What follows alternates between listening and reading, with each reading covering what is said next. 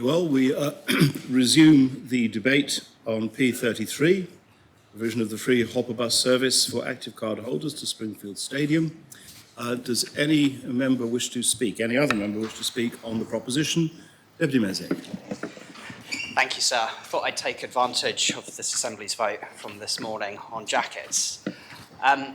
So I live very close to Springfield Stadium. If I step outside my front door, I can see the gates to the grounds, which will be really, really convenient if I ever decide to go to the gym. Emphasis on the word if there. Sir, living as I do in the area and understanding very well lots of the traffic congestion problems that there are there, and as somebody who regularly does attend Springfield Stadium, although not for the gym but for its other concessions there, I feel very strongly that the proposition that Deputy Ward has put forward is something that at least attempts to provide some solution right now when there are no other solutions proposed. And I feel even stronger about the proposition than I did when it was first lodged, when I read the comments from the government, which I think presented some bogus arguments, which Deputy Ward quite skillfully in his opening speech addressed. But we heard a few more bogus arguments in the speeches before lunch against this. Deputy Stevenson's chief criticism of this seems to be that it was only targeting one group of people. Yes, it targets one group of people, just like the disabled bus pass targets one group of people, the students' bus pass targets one group of people, the carers' bus pass targets one group of people. Well, everyone is part of one group of people. That is a very bizarre argument against this. So Deputy Binet said that he believed the solution to a better bus service was to have more frequent buses and more routes. And I'd be sorely tempted to settle for that if it was on offer, which it isn't. And we've heard those words, certainly in my 9 years in the States, time and time again. And in reality, I think the only progress that there has been on improving our bus service has come from non-executive members when they've brought propositions to this Assembly to introduce other forms of concessions against the advice of the government.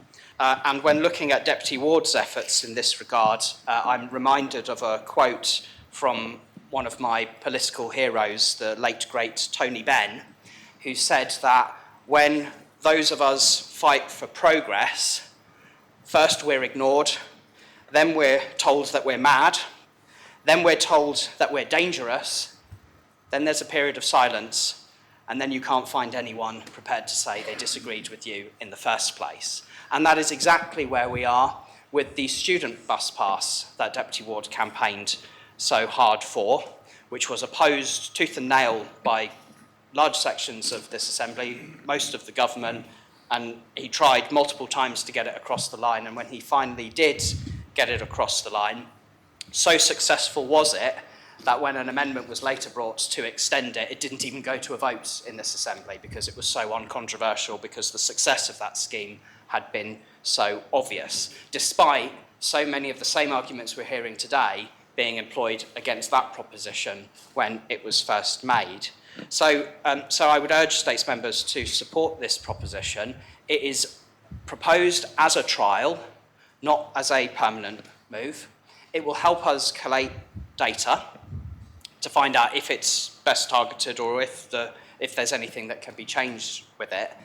And I hope it will help draw attention to the hopper bus service, so lacking in attention it's been up until this point. I do believe that the advertising for it is nowhere near as good as it ought to be, and I do think that it's falling well beneath its potential right now because of its underuse, because of the lack of awareness of it, and because of the cost of it as well, which I think many would regard as being an inefficient cost to them as passengers, given the short nature of the travel routes that they will undertake on that service. What Deputy Ward proposes will hopefully reduce traffic congestion in those areas at peak times. It will help make that gym facility more accessible to those who may struggle juggling other commitments, who may have difficulties with where they might otherwise leave their vehicle, where previously they could have left it at Pier Road and would have had direct access to the gym right next to it. And will give us that data we need to see how this can be improved in future. The issue of the congestion has caused consternation with people who live in the area. We have seen significant commentary on it about the difficulties that it's caused, and Deputy Ward, as a good constituency representative, has attempted to come up with something in the absence of anything else to try to address it.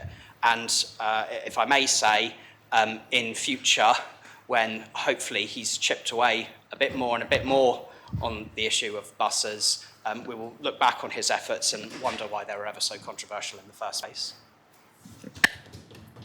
Does any other member wish to speak on the proposition? No other member wishes to speak? Deputy Renouf. Yes, sir, thank you. I'm already bitterly regretting the speech I made earlier in connection with my athletics, but I do think that we will now kill off Deputy Ward's proposition, the idea that I should have a statue, because I am going to speak against this. The reason I think I'm going to speak against this is because I'm looking at the actual proposition in front of us. And I think it's always really important to consider the proposition and try and separate it out from the background noise and the other issues which often get conflated within it. So that's the sort of the general point I would make. And it's certainly true that it's a bit unfair perhaps to ask for extensive data to support this proposition, given that it's been brought as a private member's proposition and there probably isn't much data. But I think it is necessary for it to have some logic.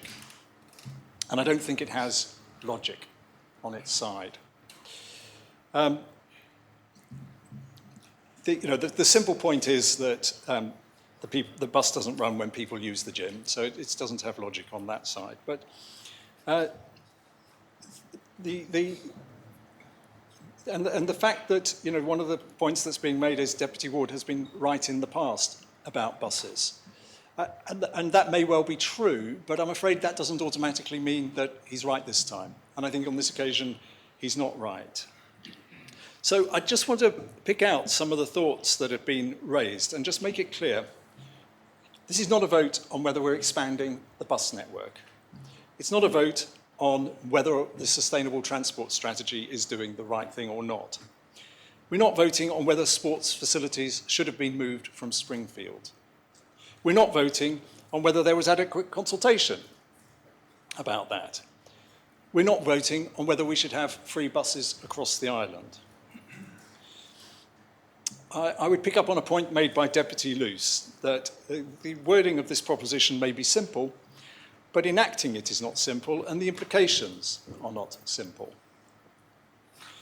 I'm sure in principle we'd all love to have free buses all over the island, but of course they're not really free.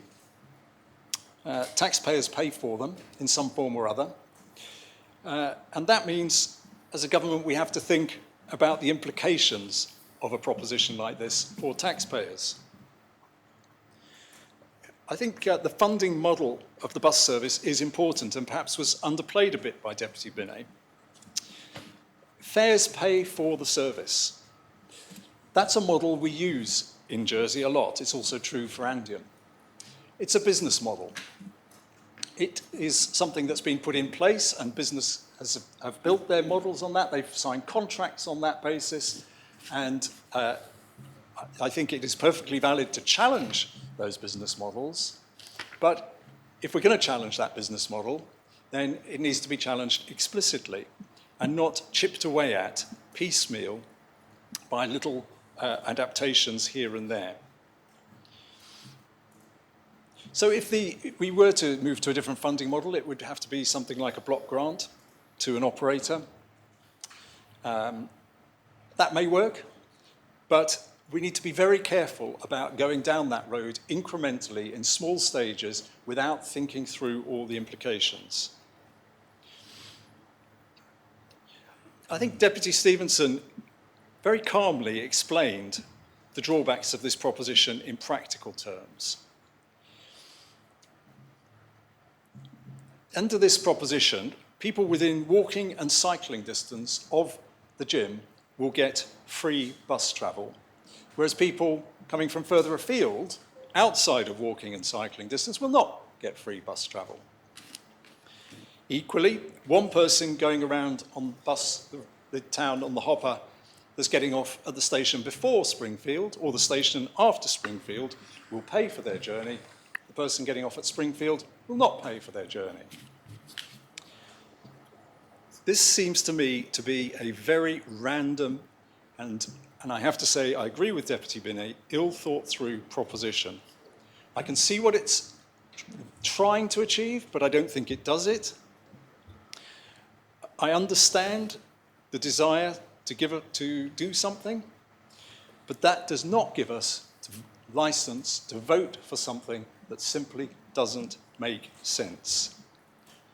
I think we should vote against this proposition, but I think we should definitely be thinking about how the sustainable transport strategy can be developed and having a debate around the bus service. But this proposition does not make sense. It creates all sorts of iniquities around people who do get access to free buses and people who don't. And I don't think those can be just waved away as well. At least it's doing something. I don't think we should do something that is not well thought through and going to have negative consequences when there are better alternatives that could be available. We have limited resources for this kind of activity. We should be using them in a way that is carefully thought through to support strategies that we know we have. This one doesn't do it. It incentivizes the wrong things. It doesn't deal with the real problem, and I think we should reject it. So, may I ask for a point of clarification? Are you prepared to give way for a point of You clarification? don't have to, it's fine. Sorry. Yeah, it's just, okay. Please no exchanges across the floor of the House. Sorry. Right. So the correct way is you ask for a point of clarification, you decide whether or not to give way. Our understanding is you have elected not to give way on the basis the Deputy has a speech later on. That's the end of the exchange. Very well. Deputy Tellier. Thank you, sir. I'm a bit disappointed with that speech. I mean, I expected some opposition from the Council of Ministers, but I think the Minister for the Environment, which he is maybe taking it too far and missed the point with what Deputy Ward is trying to do here. He's identified a problem that specifically affects this area of town. And I have to say that as an active card holder myself, I say holder because I've probably not necessarily been a user as much as I'd like in the last few months for whatever reason. I can say that there's been an awful lot of disruption in the last couple of years for active card holders throughout the island. And it's not just because of COVID. There's a sense, I think, from active card users that they haven't had their full value over the past few years. This isn't a debate about the active card, I understand that. But one does wonder sometimes whether there's been an attempt to drive the active card into the ground for some other reason to make membership less appetising, because I think the figures for active are going down. And of course, this is specifically for those who are active card holders, and it's specifically designed to address specific issues around access for those who go to Springfield Gym, and it's for a trial period. So the Minister for Environment said it doesn't address the real problem. Well, what is the real problem then? If we've got a real problem with our bus service that needs addressing, which we're not being told about because the Environment Minister thinks there's a real problem here that needs addressing, and maybe it's sustainable transport. So what we've actually got is a very targeted scheme here, which Deputy Ward has seen. He's a constituency representative. He's seen these issues in his constituency. He's spoken to people and talked to them about the needs.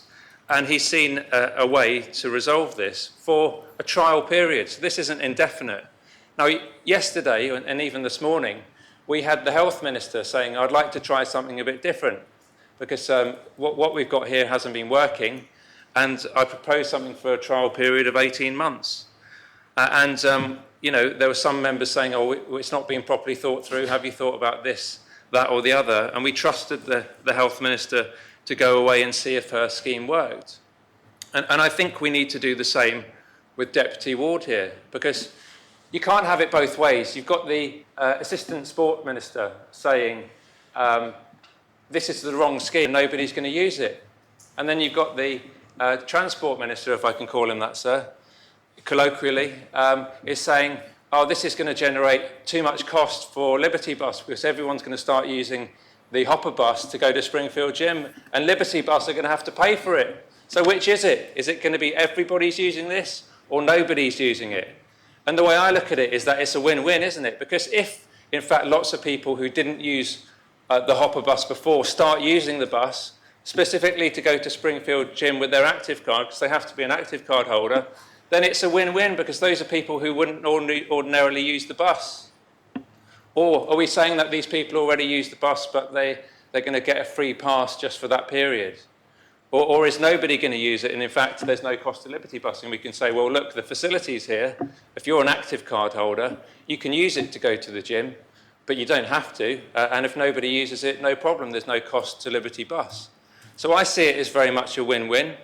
Let's identify issues. And it's our job sometimes as assembly members and as constituency representatives to identify problems and try and come up with solutions.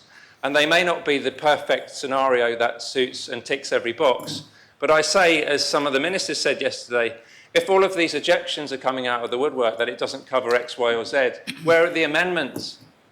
Where is the amendment from the Environment Minister, the Transport Minister? The Environment Minister said it doesn't cover other active card users who might want to go from, let's say, Lekeneve into town or between Fort Regent.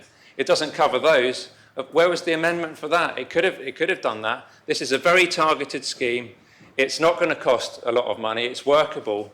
And the last point is that every time this Assembly tries to do something positive to get people on the buses, whether it's for disabled bus users, whether it's for transfer fares, which I had to introduce, or whether it is for under a certain age for young people to be able to use the buses for free, it's always resisted by government. We as an Assembly have had to win these concessions against the government of the day, and because they said it's too difficult, it's going to be too difficult for Liberty Bus to implement. Well, you know what? It's not too difficult because all of these things have come in and they're perfectly manageable. Some of these concessions actually get marketed by Liberty Bus. Other concessions need to be marketed better, and they get on with it, and people use the bus who weren't using it before. So I say today, let's not be sectarian about this. Let's give Deputy Ward's idea a chance, and let's see how it goes in a year or so, and how many people are starting to use the bus. And if there are other schemes that the Environment Minister, the Transport Minister, Assistant Ministers want to bring forward, that's fine. We'll be supportive of that, because anything that we can do to encourage islanders to get off the bus. There is a cost, of course, possibly to using a bus for taxpayers, but there's a cost when people stop using their cars, and it's a positive one. But for the economy, it's a positive one for the environment, because we get a more healthy, a more active island, and that's certainly the place that I want to be getting to. Very much. Does any other member wish to speak on the proposition? No other member wishes to speak on the proposition? Deputy Aye. Thank you, sir. I would like to clarify that the Department of Infrastructure is not directly responsible for running buses in Jersey. Our role lies in securing bus operation through a commercial contract. This contract ensures that the revenue risks rest with the bus operator, incentivising them to continuously improve the service and grow passenger numbers. This model has proved to be highly successful, and instructing ad hoc variations to that contract risks undermining the operator's professionalism and motivation for innovation and further enhancement. Currently, the Townlink bus service operates under a fixed cost arrangement, wherein Liberty Bus is paid a predetermined sum to run the buses. They do not receive reimbursement for concessionary fares and retain fare income from non-pass holders. Implementing free travel for active card holders would place an additional demand on the operator without appropriate compensation. To address this, it would necessitate a renegotiation of the contract and increase the cost to the public. Furthermore, there is a fundamental question of why. I have to highlight again the lack of consultation with active card holders and other facility users. Without evidence of their travel needs and preferences, we cannot make assumptions about the necessity of free travel. We should consider alternative sustainable modes of transportation and gather input from those directly affected by this proposition. It is worth noting that no public bus route has historically served Fort Regent, where the active gym was previously located. Users have not requested such provision in the past. This raises questions about the sudden need for free travel to Springfield Gym and whether it aligns with established patterns. Moreover, the proposed free travel on the Townlink surface operates only during working hours. However, peak times for gym usage typically occur before and after working hours, as was mentioned by Deputy Stevenson earlier. For those that cannot walk or cycle, I would like to emphasise that Springfield Gym already provides adequate parking facilities. There are designated parking areas, including spaces reserved for active permit holders. Additional overflow spaces are available at Springfield School outside of school hours. This indicates that sufficient parking options are already in place and further challenges the need for free travel as a solution. Furthermore, it is important to consider the existing bus services that call at Springfield Stadium as part of the main bus operator contract. These services qualify for reimbursement of concessionary journeys. Introducing another form of concessionary travel pass would increase administrative burdens and financial reconciliation for the operator. It is crucial to recognise that Liberty Bus already offers a range of fares and unlimited travel passes that provide excellent value compared to private vehicle use. In terms of developing a bus use culture, these offer much wider value and travel incentives. There is no evidence to suggest that the current fare prices act as a barrier to bus usage. There is no justification for providing free travel to a specific group such as gym users. It does not make sense. There are other more progressive ways to address affordability concerns.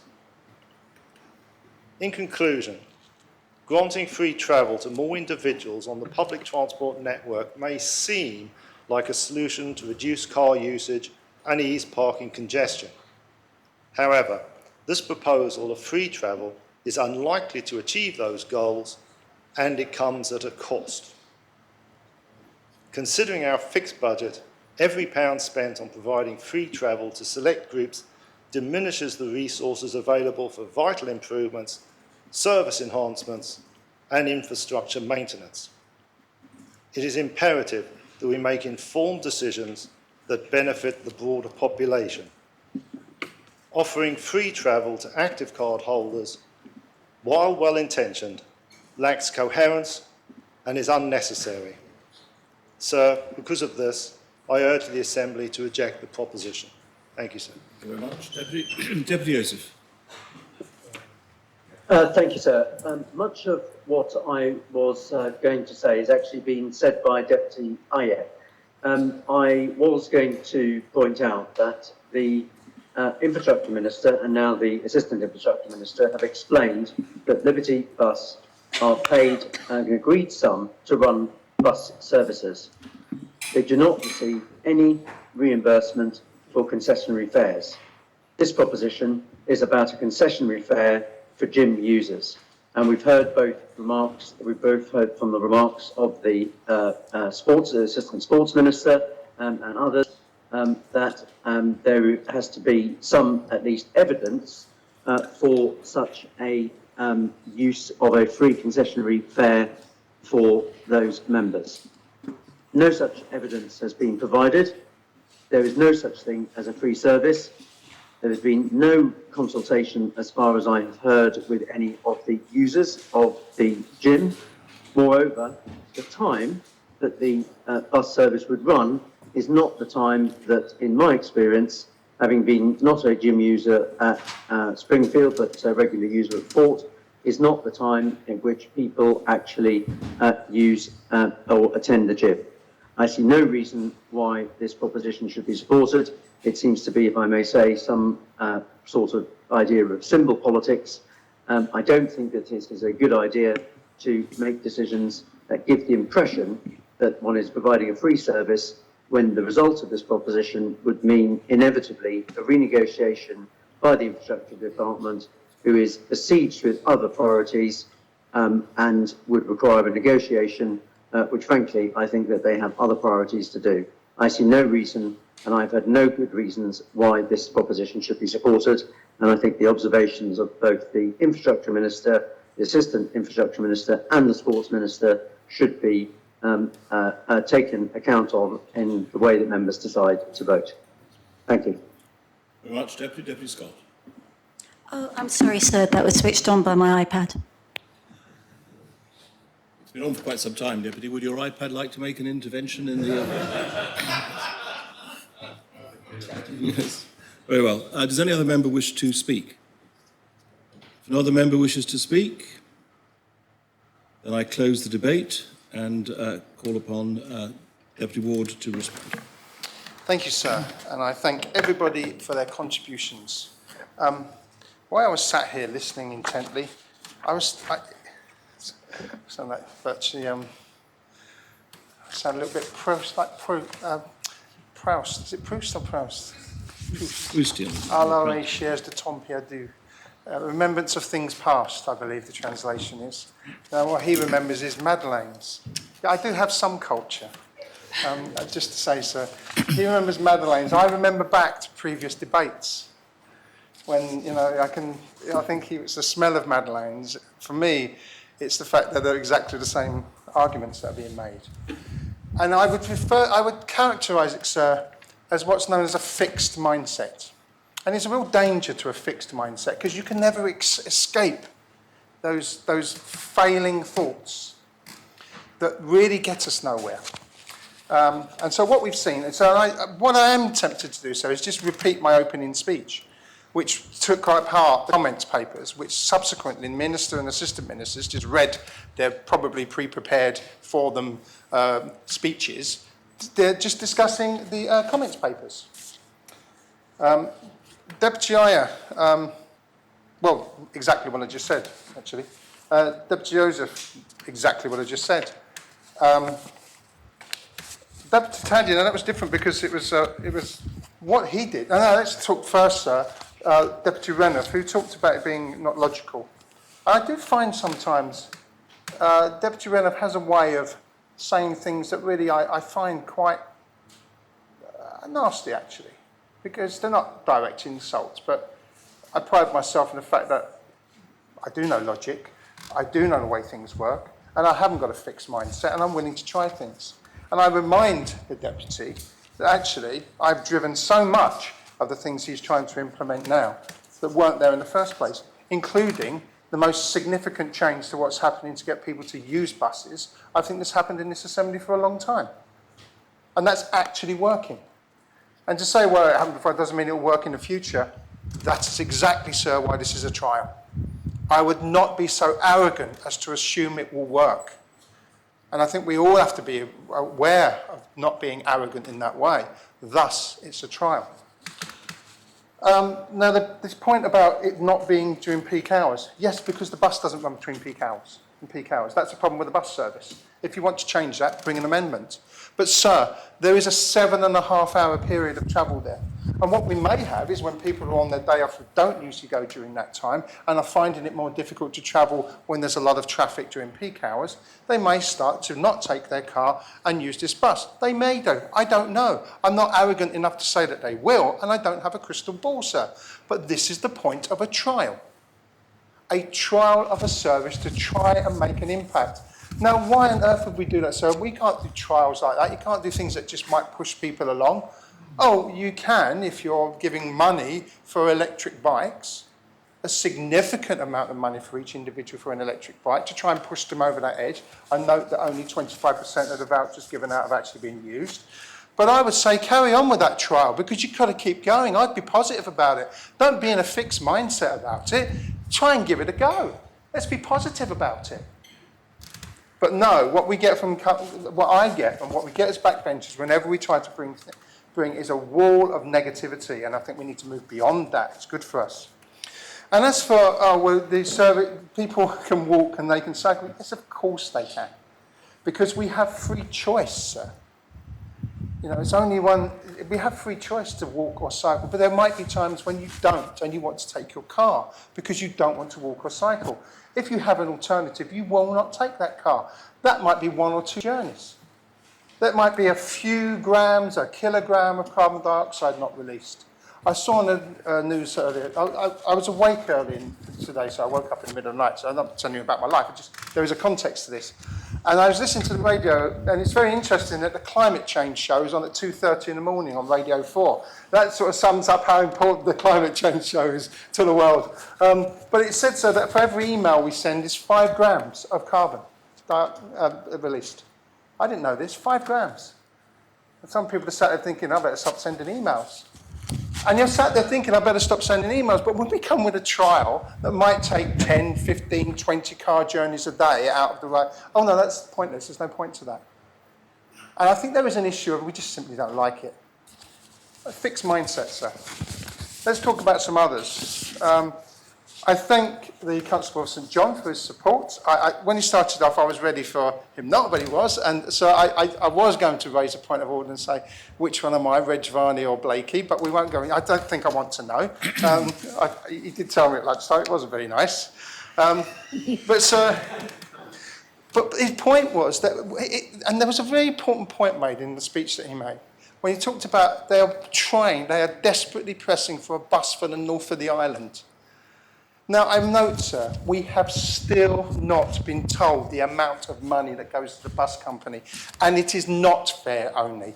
It is given money directly in a form of a grant or a loan, or not a loan, it's not a loan, certainly not, it's not carpets, we'll come to that. So, a grant, a payment. Now, the Infrastructure Minister would again not say what that figure was publicly.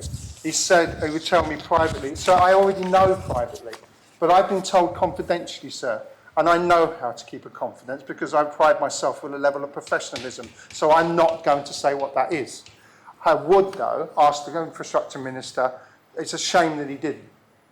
Because I think it might change some of the opinions of some people sat here saying, oh, well, we can't make this tiny, subtle little change to the bus company. And it's certainly incorrect to say it's a fare-only based system. So I think we need to strike that from the records. I think more and more like a lawyer, sir, be paid more. That's what I was saying. Anyway, so this notion of having to battle for the North of the Island bus, why on earth are we having to battle for a North of Island bus? That should be absolutely integral. And in this circumstance, sir, the bus route already exists. We're not having to battle for a bus route, which is being identified as not being used. And there's a problem that's arisen in the constituency around Springfield, a genuine problem of congestion at particular times. This is one small ingredient that might do something about it, that might make a behavioural change. It's a trial. It might not. Fair enough. It's a trial. But we still will not act on that. And there's a huge contradiction in the arguments against this proposition that's been made in this assembly, which is, well, people won't walk, will walk, we don't want people driving, we want them walking. Oh, but we provided a lot of parking space. And one real concern for me, sir, in my constituency, is that Springfield School is being used as a car park. How long before that becomes the norm and our school becomes a car park at weekends and at other times? That's one of the issues that we have. So there's a contradiction. We both want the cars there because we'll provide them, but we don't want people to do anything other than walk and cycle rather than providing a bus alternative. That is illogical. That's where there is a lack of logic, and I really hope the Minister would see that. Just quickly, so the Constable of St Helier, I can see him there. Of course, sir, I do forgive him.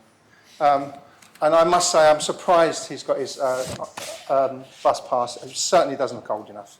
But that's enough. That's enough of that loving. So we'll move on, and we'll be arguing again soon, I'm sure. Deputy Lewis, so I really worry about another red herring that appeared here. This notion that if we do this, pretty soon we'll have free buses through town, and then we'll have free buses in a wide area, and then we'll have free buses across the entire island. And then before you know it, everything will be free. And after that, well, we'll become a socialist utopia, and then we'll invade Guernsey. Where do we stop? That level of insanity in terms of extrapolation, we need to be careful of. And let me put this to the deputy. Let me turn that argument another way. Well, if you give somebody in the parish of St Martin access to proper drains, well, they'll all be wanting them. And then it will cost us an absolute fortune. That's the thin end of the wedge with drainage, sir. We can't be doing that. And it's exactly the same argument. And it doesn't work. It's a red herring. It's false. And we have to posit our arguments more carefully. The sports minister, assistant minister, I don't know, sports, Deputy Stevenson. The contradiction in terms of car use and not car use was there. The use of Springfield was there. The same sort of non-arguments were made. As for it being for one group, yes, it is for one group. If I was to have come to this assembly today and say, I want all of the buses around there to be free, I want all the parking to be free, but only if you've got a certain type of car, or you've got a certain person with you, or, you know, we're going to have rickshaws, you would say, well, that's ridiculous. So you would say, that's ridiculous. So it's way too much. We can't do all of that. So why not come with a measured, targeted approach and, oh, well, it's too targeted and too measured. We're in a huge catch-22 situation. And that's about control from government. Let's be honest about what that's about. That's not about accepting good ideas. That's about control. And that's a real problem. And that is not open consensus government. That is not open consensus government, and that's something we need to do something about. So for all of you who are listening to those red herrings and biting them again, just I ask you, please, after this, whatever you decide to do, look back on the previous debates on buses.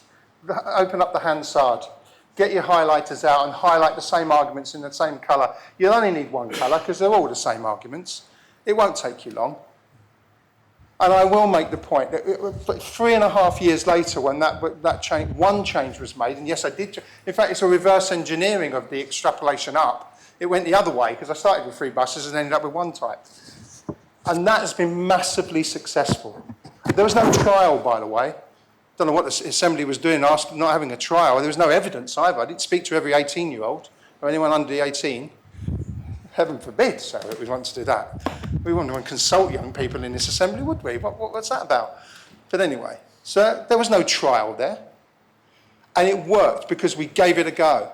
This is a trial. It is measured. It is dealing with a specific issue around Springfield that exists now because of the actions of government in moving a gym. It might take 10 cars off the road. It might take 20 cars off the road. That's okay. That's a start. It might change the behaviour of 10 or 20 people. Those 10 or 20 people might speak to 10 or 20 others. I was going to be clever and do the maths in my head then, so I'm not going to do that now. But there will be a lot of people after that who will then make that change. And that's the issue that we have all of the time. So conversely, sir, this is what will happen if you don't vote for this today. We go to Springfield and I sit in my constituents and say, well, look, we tried to do something. And they'll say, well, the minister's talked about improving the bus routes and doing, why don't we do that? I said, okay, I'll bring that and I'll come back to this assembly with that. And what I'll be told is, well, you can't do that because the bus company don't want you to. And so let's be honest, it's not just the bus company, it's officers don't want you to do it. The ministers are being determined on this by what the officers want to do. And it's been like that for the last 4 years and it's carrying on now because they're in a fixed mindset. I don't blame them, they've got a job to do and they believe it's going well. And that's fine. But we have to break out of that at some point. Now, I mentioned what Deputy Feltham said, and I will finish soon, sir, but I've got to go through these points because it's the only opportunity we get. it's really interesting that when I brought this to my colleagues and we actually talk to each other and come to our decisions before we get to this assembly, just a little tip there. And I really had trouble for exactly the reason, and I warn you, sir, going up against Deputy Feltham is in an argument, you better be prepared, because I'm trying not to make eye contact now, but it's absolutely true. And I reasoned my way through this, and it won because it was something. I cannot solve all the problems around there. I cannot solve all the problems of transport around the centre of St Helier. It needs a joined up, consultative approach of all of the deputies, the people living there, the constable, whatever the groups that government set up, so many of them have lost track of them, ministers, assistant ministers. But this is something that might chip away at it for a few months. And it has to be until December, because as you go through the winter period, I believe that's when you'll see the benefit of it. So unless, and I say to members, we have had no data, no consultation on how much the bus company is costing us. We have no information on that. So you are making the decision, if you say no to this, blind of that figure. I'm not going to say the figure, sir, because I do feel uneasy with that. I was brought up with this terrible moral conscience by my mum, and I can't forget that, okay? But it is a large figure, and it's significant. And this change will not bankrupt the bus company. It will not need a massive renegotiation. We've only just renegotiated it anyway. And it might make a change to the centre of St Helier. So I was elected as St Helier deputy. I stand up for the first and foremost for St Helier central residents, and I think it's not going to solve all of their problems, but it might chip away at some of them. And that's why I'm bringing this to it. So I ask members to not be closed, don't have a fixed mindset. We've been through the comments. I explained by the not very good comments at the beginning. I've explained the way through those. I hope you are listening. And with that, sir, I ask members to please consider this, and I ask for the appel. It's been called for. I invite members to return to their seats. The vote is on P33, provision of free hopper bus service for active card holders. And I ask the greffier to open the voting and members to vote.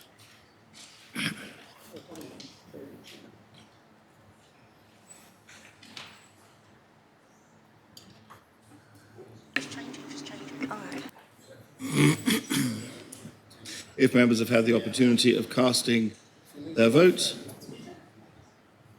then I ask the greffier to close the voting.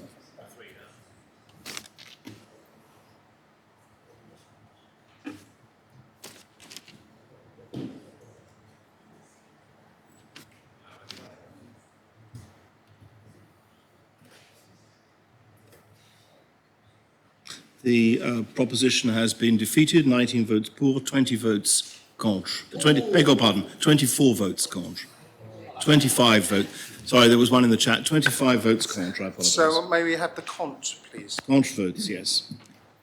Those voting contre, the Connotabs of St Brelard, Trinity, St Clement, St Mary and St Saviour, deputies Labby, Luce, Ayer, Gorst, Moore, Miles, Scott, Renouf, Rose Binet, Jearn, Miller, Howell, Tom Binet, Ferry, Alex Curtis, Barbara Ward, Wilson, Stevenson and Andrews, and Deputy Ozef in the chat. Thanks, sir. May I congratulate the government on being back on track. Thank you, sir. The next item is the breakdown of gender pay, P31, lodged by Deputy Andrews, and the main respondent is the Chair of the State's Employment Board. There's an amendment lodged by the Council of Ministers. Deputy, do you accept that amendment? Yes, I do, sir. Very well. Do you wish for the proposition to be read as amended? Yes, I do, sir. And do members agree that the proposition may be read as amended? Very well. Ask the greffier to read the proposition as amended.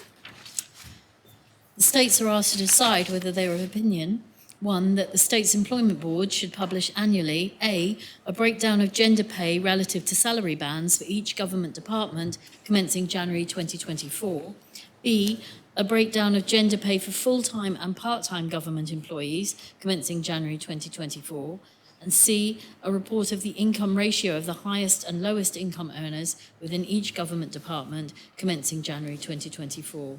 2, that the Council of Ministers should encourage all arm's length organisations and specified organisations, as defined in the Public Finances Jersey Law 2019, to publish their gender pay and income ratio information in a transparent manner as soon as practicable. Deputy. Thank you, sir. I'm very happy to be bringing forward this proposition before the Assembly. Having spoken to the State Employment Board about the income ratio and gender pay reporting, I'm very pleased to see that logistically this is something that can be implemented. As I was aware previously, the reporting of gender pay was collated across the government as a whole. However, there was not a breakdown of gender pay across salary bands for each governmental department. So that is part A of my proposition. And I think this is actually offering a more transparent and accountable approach, so we can actually see gender across salary bands and the breakdown of that as well. When we're looking at part B of the proposition, we're looking at full-time and part-time equivalents, and I think this data is absolutely essential. I think the government really needs to be leading the way before we see the implementation of economic policies. For instance, we're looking at firms having a mandatory requirement to provide gender pay information. Really, the government has to be leading by example beforehand, and I think this proposition is enabling that to happen. And when we're looking at part C, we're looking at the income ratio, so that is between the highest and lowest income earners across each government department. And I think it's absolutely essential when we're looking at income inequality that we ensure that all employees within the public sector are financially independent as far as we can ensure that to happen. Obviously, Jersey is a very costly jurisdiction in terms of the cost of living and also with house prices as well. So I think this is actually where non-executive members can start to maybe raise some questions, because what we will have is a data series being developed year on year. And with part 2 of my proposition, it was actually the good work of Deputy Jean who managed to actually ring me up one day, and she said, I've got this proposal, and I said, oh, okay, I'd like to hear it. And she said, well, actually, I would like to see the extension of what you've proposed in your proposition be applied for arm's length organisations, and I was absolutely in support of that, because I think that is providing us with a broader approach, a more transparent and accountable approach as well. So, sir, I would be delighted to hear the views of all members in the Assembly, and I look very forward to hearing the views of members in this debate. Thank you. Very much. Is the proposition seconded? Yes, sir.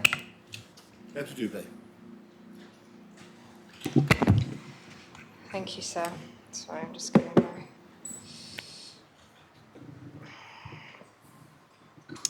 to... So I'm hoping there will be wide support for this proposition, and I thank the Deputy for bringing it. And as someone who's previously been somewhat of a lone voice, or perhaps one of a minority, there are colleagues who have also campaigned on gender equality. I really, really do welcome this. And when I was looking back on some of the gender pay gap reports, there were 2 from the Gender Pay Gap Review Panel, and it's interesting to me that actually there's been so much progress since the publication of those reports, and the membership of those review panels have included our current Chief Minister and Deputy Chief Minister, Deputy Morell, indeed the Chair of the Scrutiny Liaison Committee and the Chair of PPC. So it seems to me, sir, that the wanting to progress towards gender equality particularly is something that is embedded and agreed upon by our Assembly, and it's wonderful to be part of such an Assembly. And especially I think it's important to note that Deputy Andrews is a fantastic ally as a man bringing this proposition, and that's something I wanted to point out, because sometimes people assume that gender equality especially is a woman's issue. But I've been lucky to work with some members in previous terms of both men and women, and those men, when they are allied with women, can really amplify our voices, and we can create progress a lot more quickly. So again, thank you to Deputy Andrews. Deputy Jen is going to talk more about some of the work going on within government, and I'm really delighted to be working alongside her and the Home Affairs Minister towards an action plan that will have effect beyond just the state's employees and beyond just gender, because of course gender equality is not the only issue that we face in our society. And it's fantastic to be working with those new deputies and learning from both of them as well, and it's that collegiate approach which I think results in the greatest progress. I will finish soon, so I just wanted to mention and draw members' attention to the comments from the Diversity Forum. The chair of the Diversity Forum isn't in the Assembly today because she's on State's business, and I know that she would want me to draw members' attention to those comments. Now, the Diversity Forum is a cross-parliamentary body that brings members together, ministers, backbenchers, constables, deputies, and of course our main focus is on the diversity and inclusion within our parliament as a body. But of course the rationale behind wanting an assembly that that is diverse is the hope that once we have that diverse assembly, and we very much, I think, have that or approaching it, that we will make decisions in the best interest of the population, and that includes approving propositions like this, which will contribute towards the advancement of gender equality. So the Diversity Forum, sir, accordingly recommends the adoption of this proposition, and I hope members will support it. Thank you very much, Deputy. Constable St John. Thank you, sir, and thank the Deputy for bringing this proposition and for his engagement before he actually lodged it with the State's Employment Board.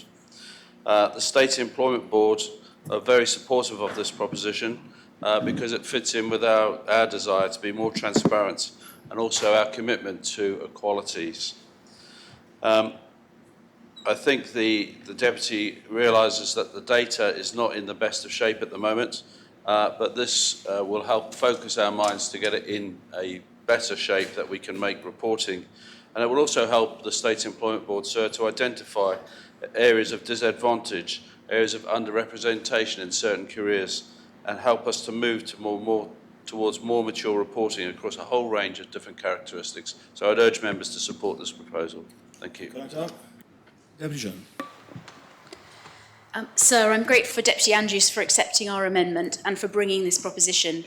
This government is committed to addressing issues of inequality and inclusion, and as Deputy Doublé said, this is an area of the Minister for Home Affairs which has been given this responsibility for, and as one of her assistant ministers, I'm glad to have been asked to lead this along with Deputy Doublé.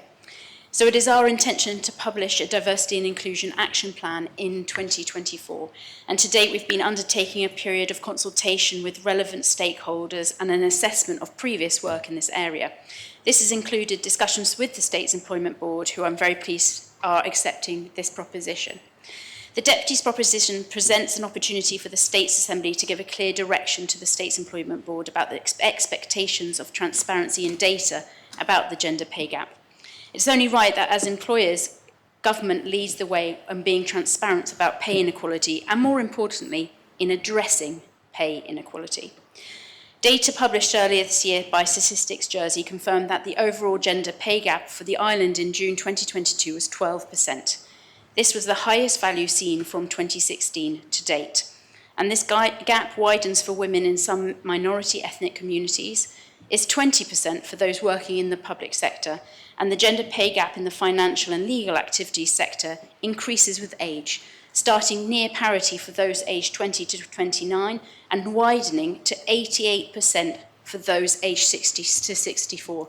Some shocking statistics that we should really take into account when we're thinking about this in the future. So there's absolutely no question that we must do better. It makes economic sense. The latest PwC Women in Work Index reports that closing the gender pay gap in Jersey would deliver gains in female earnings of 12%, or 187 million per annum. But it also states Progress towards gender equality in the Channel Islands will take decades to achieve if the current pace of change continues. Sir, I've worked in Belgium for 15 years and had my 2 children there. It has a gender pay gap of 5% in 2021. This year it will publish again, and I'm hoping that that will reduce. And this is the 5th smallest gap in the EU. And so I wanted to bring to the Assembly some example of my work experience directly benefiting from their policies to encourage gender equality at work. It was completely normal that I was hired into a new job when I was 6 months pregnant. Policies helped my employer feel confident they could make their decision to hire me based on my abilities and expertise and not as a female or mother, and gave me the confidence to apply for a better paid, more senior role, even though I knew I was trying to get pregnant. There is highly subsidised childcare to ensure I could go back to work, free school from 2.5 years old, and subsidised after school and holiday activities. And at the same time, my husband and I both received a set amount of flexible parental leave in place till the child is 12 years old. That meant as a family we could choose to reduce our working day to support childcare or increase our holiday allowance linked to school holidays without big dents in our wages. Therefore, sir, I believe if we as a government are serious about addressing the gender pay gap, it is essential that as a start we seek to use all levers at our disposal. To this end, our role as an employer is clearly vital and we should lead by example. But government's influence extends beyond those that we employ directly. By including ALOs and specified organisations in this, as our amendment seeks to do, we can ensure that we are utilising all levers available to us. Some members may be concerned about the capacity for relevant organisations to fulfil these obligations, and we were very mindful of this when crafting our amendment. Our arm's length and specified organisations undoubtedly provide important services, and it is not the intention to compromise their ability to deliver these. If adopted, the obligation is placed upon the Council of Ministers to encourage the publication of this information as soon as practicable. It does not directly compel relevant organisations to do so. I hope members will agree that this is an entirely legitimate action for government to take. Our ALOs and specified organisations should be working in tandem with us to achieve government objectives and reflect our values. And we should be clear and confident in expressing those values.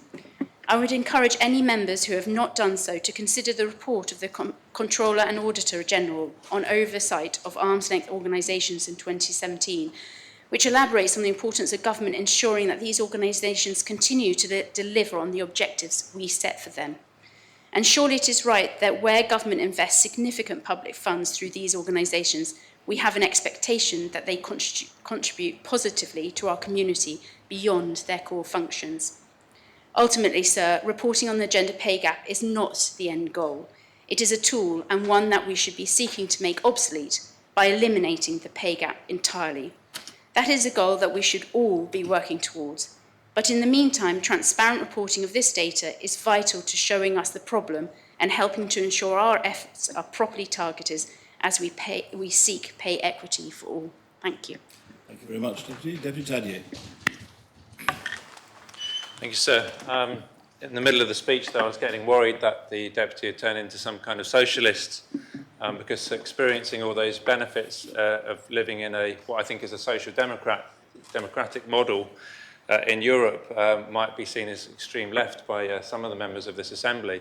And of course, I think she reminded us of you get into society what you put out of it. So depending what your model is, if you invest in your social model, you get social outcomes from that.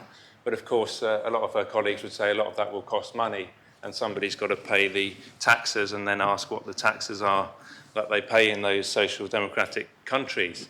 So I think it preempts, in a sense, the outcomes of that we may get. We may get some statistics from this that we look at, and then the question is, of course, what do we do with those statistics? When we're told that we have some kind of unequal society, what then is the appetite that we have as an Assembly or as a community to change those inequalities that exist in society? Are we going to be willing to tell the private sector, for example, that they need to start paying women more?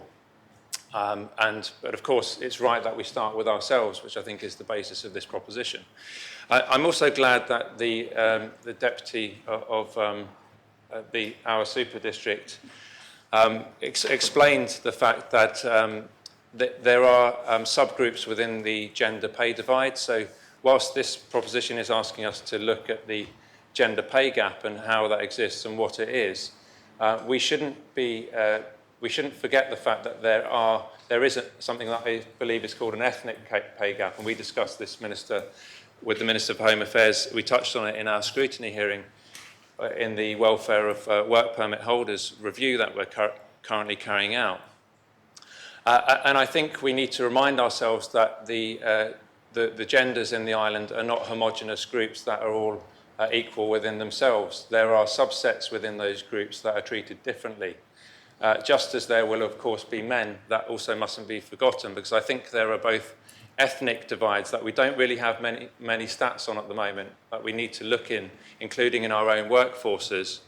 And something that we were reminded of, I think, or that we've become aware of, is that there are also work permit holders that work in finance, for example, but we see that they're doing perhaps work which is like for like, but because they're on work permits, there's a minimum threshold that they're supposed to earn, which ironically may have become also a cap, so that it's possible to import people who are doing sometimes very technical work, very educated people in the finance sector, for example, but they could be getting paid a fraction of what colleagues are being paid for comparable work. And that could be a man. It could be an ethnic man, for example, who's been brought to the island to do exactly the same work, who's getting paid different to a Jersey-born woman.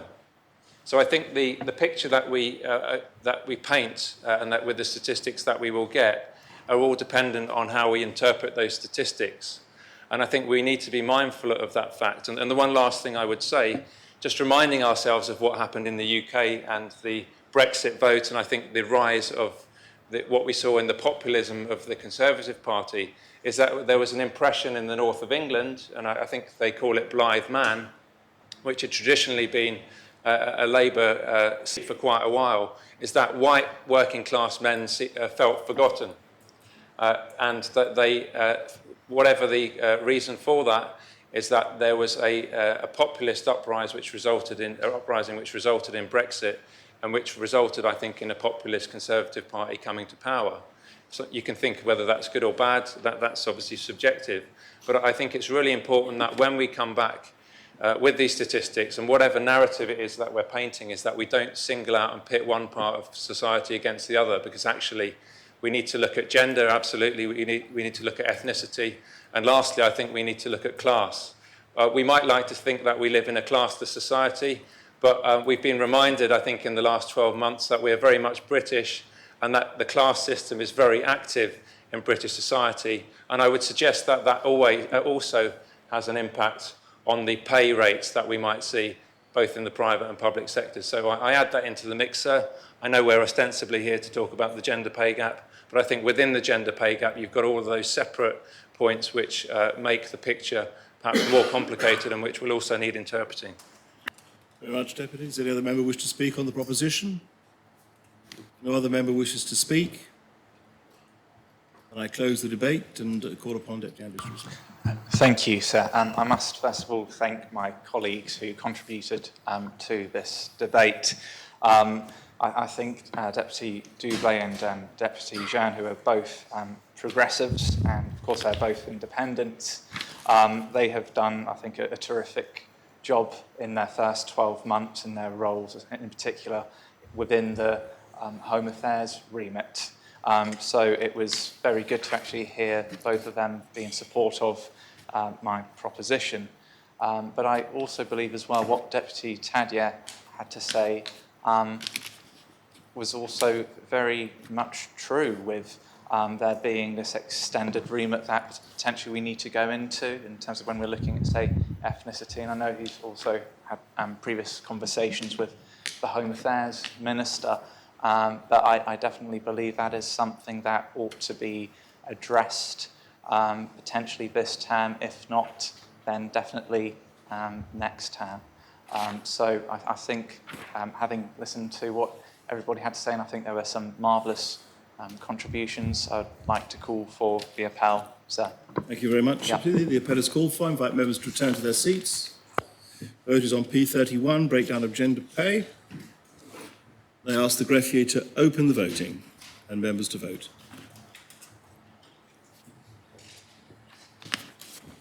If members have had the opportunity of casting their votes, then I ask the greffier to close the voting.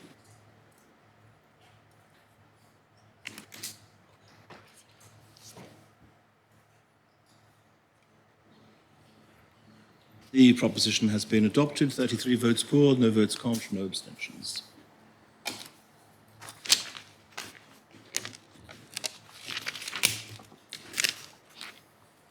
Very well. The next item of public business is the provision of carpets in Andean Home Properties, P34, lodged by Deputy Ward of St Helier, and the main respondent is the Minister for Social Security. There are 2 amendments lodged. Well, I think that falls.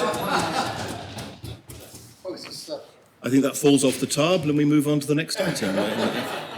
Oh, that'd be cool. Very well. As I say, the next item is the provision of carpets in Andean Homes, P34, lodged by Deputy Rob Ward, and the main respondent is the Minister for Social Security. Deputy, there are 2 amendments lodged. You've lodged one, and one's been lodged by the Minister for Social Security. Do you accept that amendment? Yes, sir, both of the amendments. Thank you. Then, do you wish the proposition to be read as amended? Yes, please, sir. And does everyone agree, all members agree, the proposition may be read as amended? Very well. Ask the greffier to read the proposition as amended. States are asked to decide whether they're of opinion, A, to request the Minister for Social Security between 1st of July 2023 and 31st of December 2023 to 1, implement provision of special payment grants to any Andean Homes tenants who require carpets and new rentals and who would otherwise be eligible for a loan from the States of Jersey for such a purpose, and B, to request the Minister for Treasury and Resources, in consultation with the Minister for Social Security and the Minister for Housing and Communities, to work with all social housing providers to review their policy relating to 1, provision of flooring as standard in all properties, and 2, reuse of carpets after cleaning, and C, to request the Minister for Social Security on implementation of paragraph A1 to ensure that this provision is extended to those tenants who are currently in receipt of a loan from the States of Jersey for the same purpose. Deputy. Thank you, sir. It was exactly the reason why I asked for a little break, and it just took too long. Thank you for your patience. Sir, I just...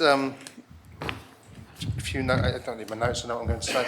I'd like to thank the Minister for the amendment. I believe it's doing the same thing. Indeed, sir, if I'm absolutely honest, the original proposition it's very difficult to time propositions and know when to implement them. I think as backbenchers, it's becoming increasingly difficult to know how to get things that might not just be opposed for those timings. I initially suggested during the government plan, but this gives a specific date between July and December. I would like to say that I would hope this would be sooner towards July than December if this is accepted by the Assembly. I hope that it will be accepted because of the acceptance of the amendment from government. There has been an issue, sir, and it's been raised from them. Now, I have consulted on this, but I've consulted differently. I've spoken to a number of charity representations to begin with. I've met with, and I'm actively not going to say who, because I do not want to politicise individual charities. However, I think the content of what they said is fair enough to say in this Assembly. And there have been issues, and there are a number of circumstances where, unintended consequences, I suppose. Income support is designed to keep people on a basic level of living. That is what we've agreed.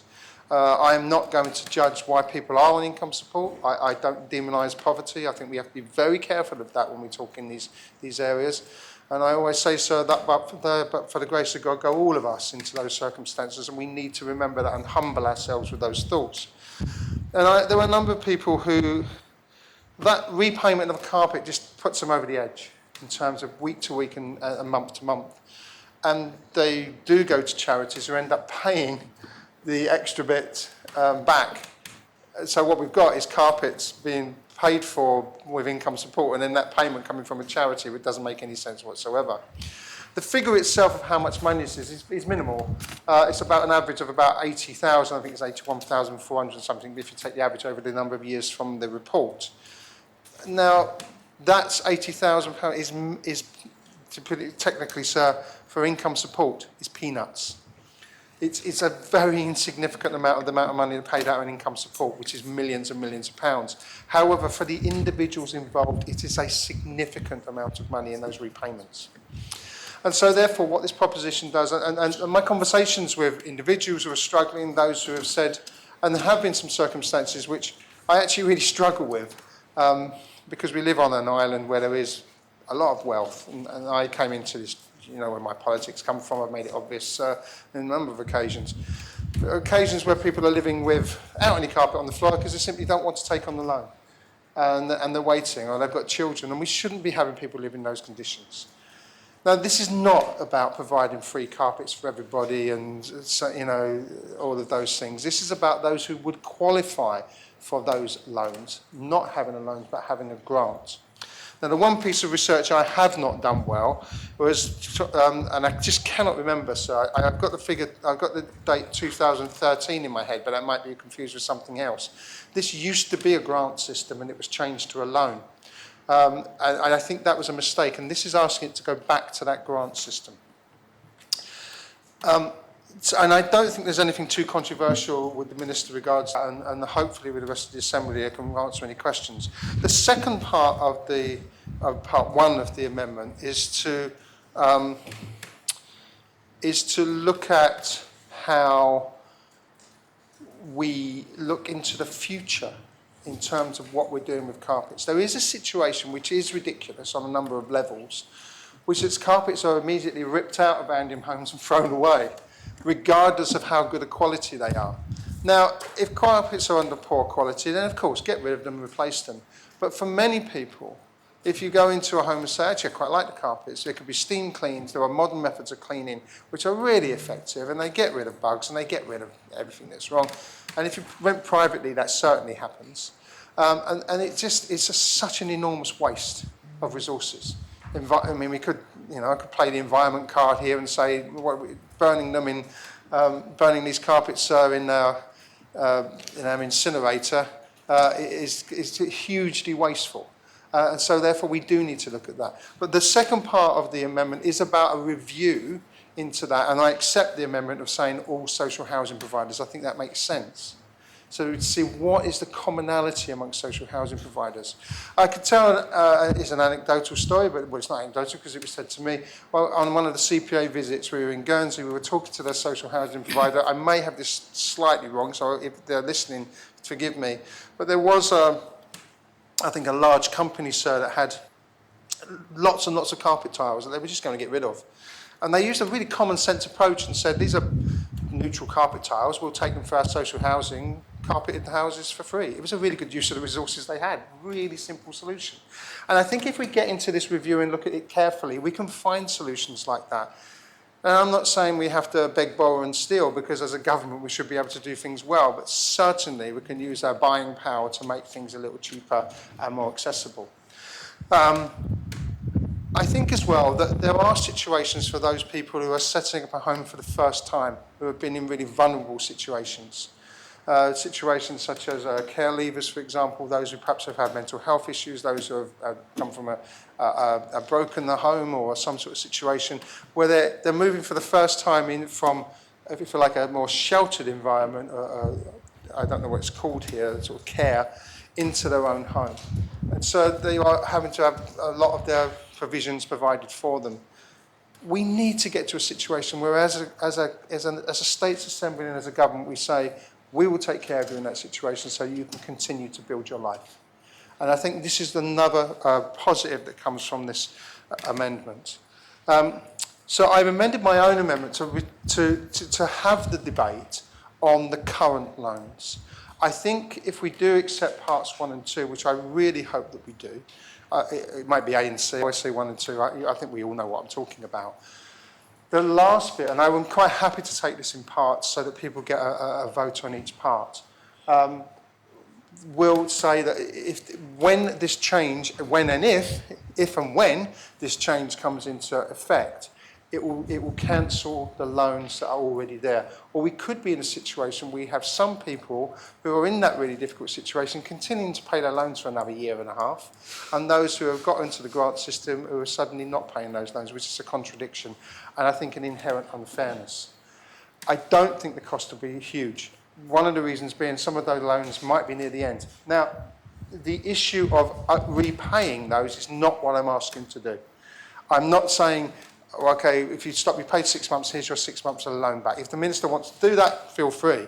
But I'm not suggesting, I recognise there must come a point where it stops and that's the end of that loan. I'm not asking for a regressive look back at what was paid. So I want to be very clear about that. So that's another issue I don't think we do need to be debating because that's not what I'm asking to do. I'm going to keep it very simple to open up because of the amendment. This, I believe, will directly improve the lives of some people on this island, the lowest income levels that we have. It gives us an opportunity to look again at the way we provide carpet. It may mean that we have less wastage, and it may mean we make a significant change to people's lives and their living conditions. With that, sir, I make the proposition, and I asked. I can't ask for the appel yet. That's later. Thanks. No, not quite yet for the appel. Is the proposition seconded? Yes, sir. Does any member wish to speak on the proposition? Deputy Mayor. Thank you, sir. I would like to start by thanking the Deputy for accepting my amendment to parts A and B of his proposition. I will make some comments on those parts first and then address what is now the new part C, which has been reinstated by the Deputy's second amendment. As amended, Part A of the proposition has the effect of providing grants for carpets for Andium tenants who take on a new tenancy between July and December of this year. This is designed as a short-term temporary proposition while the review set out in Part B of the proposition is completed. In the report accompanying my amendment, I make a commitment to undertake a review of income support guidelines relating to special payments to support housing costs at the same time as the Part B review is underway with social housing providers. To explain this in a little more detail, income support is a benefit which provides a weekly top-up to households with a low income. The law also anticipates that sometimes households will need help with a one-off expense because they may not be able to meet this expense from any savings they have or from their income. The special payment legislation allows for grants which don't need to be repaid and loans which we currently offer as interest-free. These loans are repaid through a weekly deduction from ongoing benefit payments. Income support special payments can help people with a range of one-off housing costs. This will include carpets, but also white goods, beds, rental deposits, and removal costs. In most cases, payments for these types of costs are now made as loans. Income support special payments are available not only to tenants in Andium properties, but also to tenants of other social housing providers and to tenants renting in the private sector. Special payments are also available to support a range of other costs an individual may face, including things such as dentist bills. Special arrangements do exist for care leavers, and care leavers will sometimes receive grants for some of those costs that are not otherwise available to other individuals on income support. My review will consider all the costs faced by tenants when moving into new property and how best these costs should be supported through the income support special payment system. Returning to Part A, the proposal set out in the amended Part A only relates to Andium tenants and only relates to carpet costs. The 6-month provision of grants is proposed as a short-term step while the detailed reviews take place. Andium tenants who require help with other housing costs and non-Andium tenants will continue to receive support through interest-free loans, as they do now. There will be a cost to this short-term measure, estimated at a minimum of £50,000. This amount can be met from the existing allocation of income support funding for 2023. And administration of grants during this well-defined period will be straightforward. I do, however, have to challenge Deputy Ward's estimate generally that the cost of providing carpets will be only about £80,000 a year. We think it would be considerably more, and in the period up to 2015, when more grants were paid, Social Security Department were paying out sometimes in excess of £400,000 a year in grants to customers, although admittedly they were not all for carpets. Turning now to Part B, Ministers acknowledge that a review of flooring provision across social housing providers is timely. My amendment broadens the scope of that review so that it looks at the policies applied by all social housing providers, and the Minister for Housing Communities is formally included in the review to acknowledge his important relationship with both Andium and the housing trusts. We will include consideration of provision of flooring as standard in all properties and whether carpets can be cleaned and reused.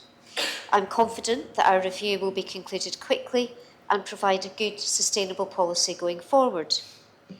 The review will be undertaken in the second half of the year and completed before the end of the year, and existing policy resources will be redeployed to undertake that review. The second amendment to the proposition creates a new Part C.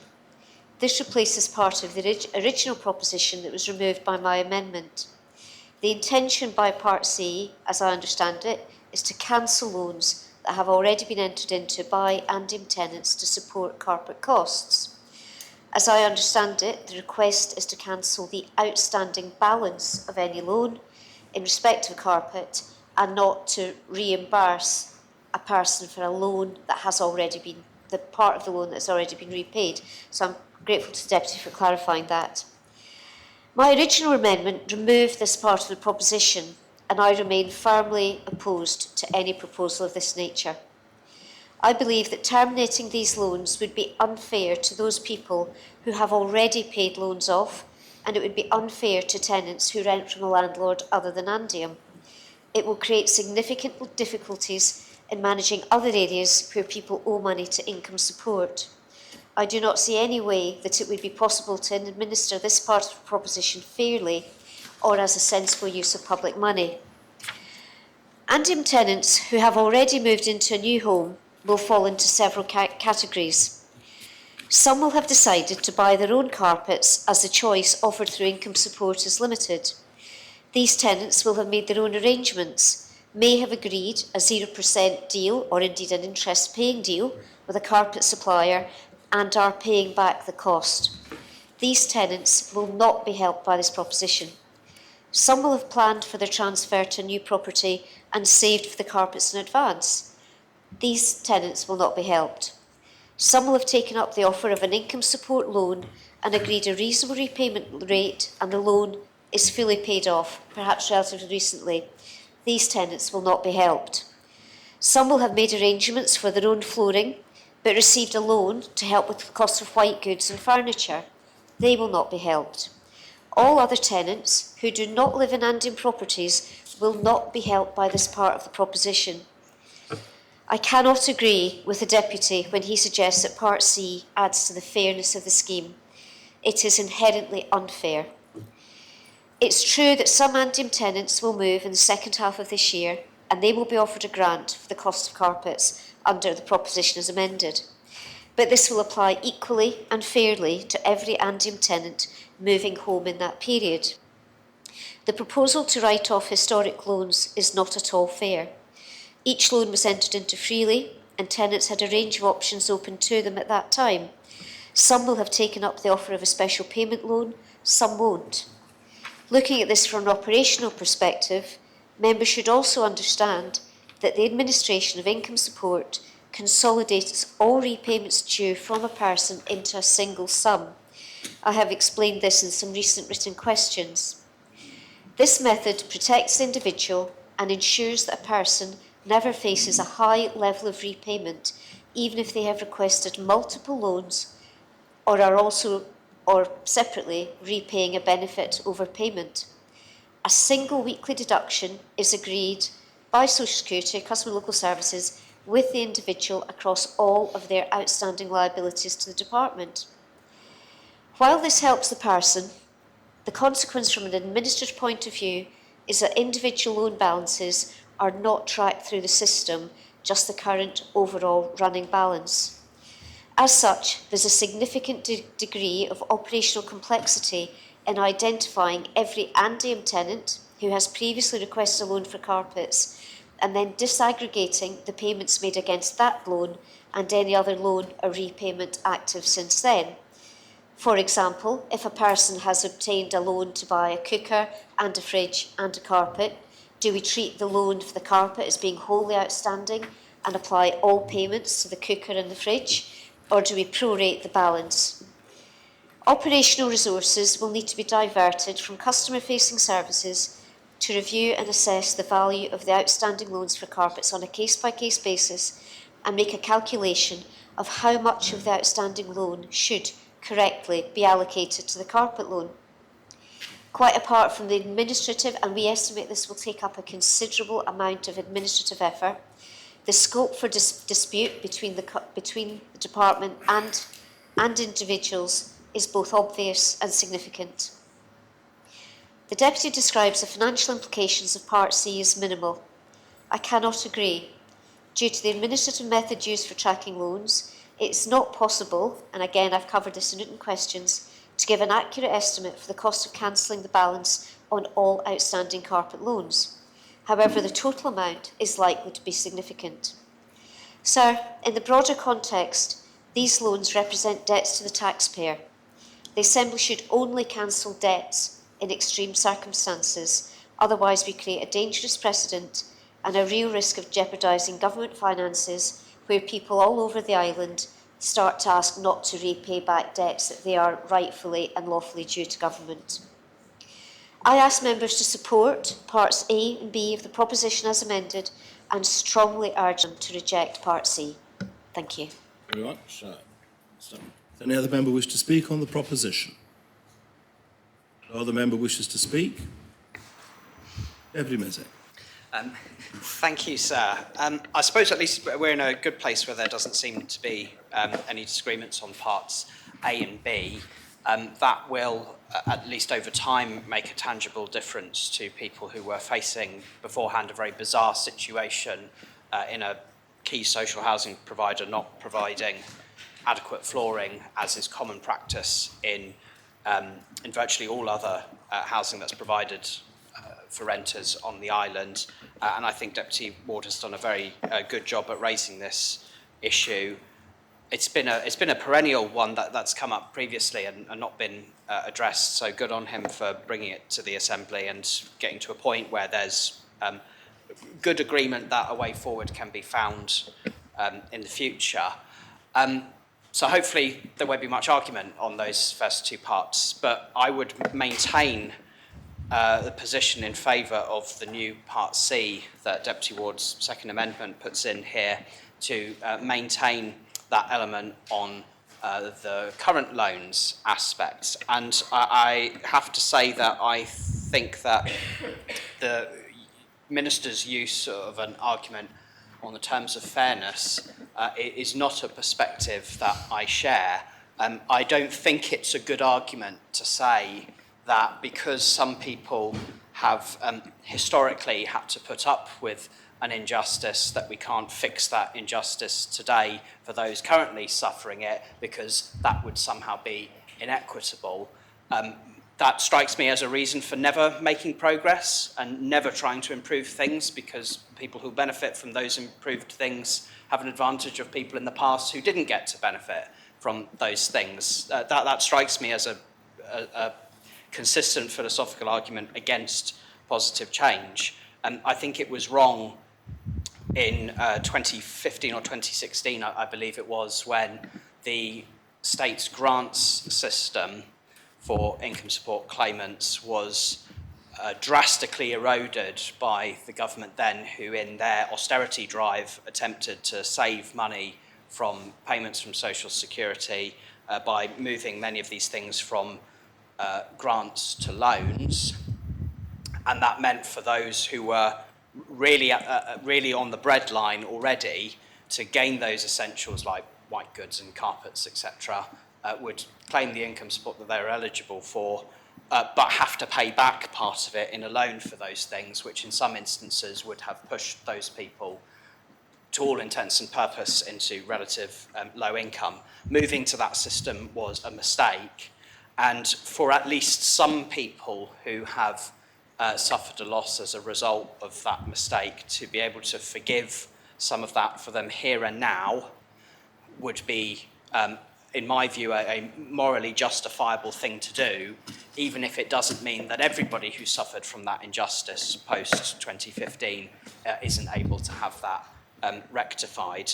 But we've seen this argument in other jurisdictions as well. The President of the United States has talked extensively about forgiving student loans in the United States, and that's caused political issues, and that's obviously on a much greater scale than this. But I simply don't accept the argument from the Minister that it's unfair to help some people today because people yesterday weren't eligible for that help. That strikes me as an argument perpetually against any kind of progress in helping people. So I would urge members to keep their minds open and still give serious thought to supporting Part C and helping some of those people who are suffering the legacy of that injustice that began in 2015. Very much, Deputy. Does any other member wish to speak on the proposition? No other member wishes to speak. Deputy Ferry. Thank you, sir. So I share all of the concerns of the Social Security Minister.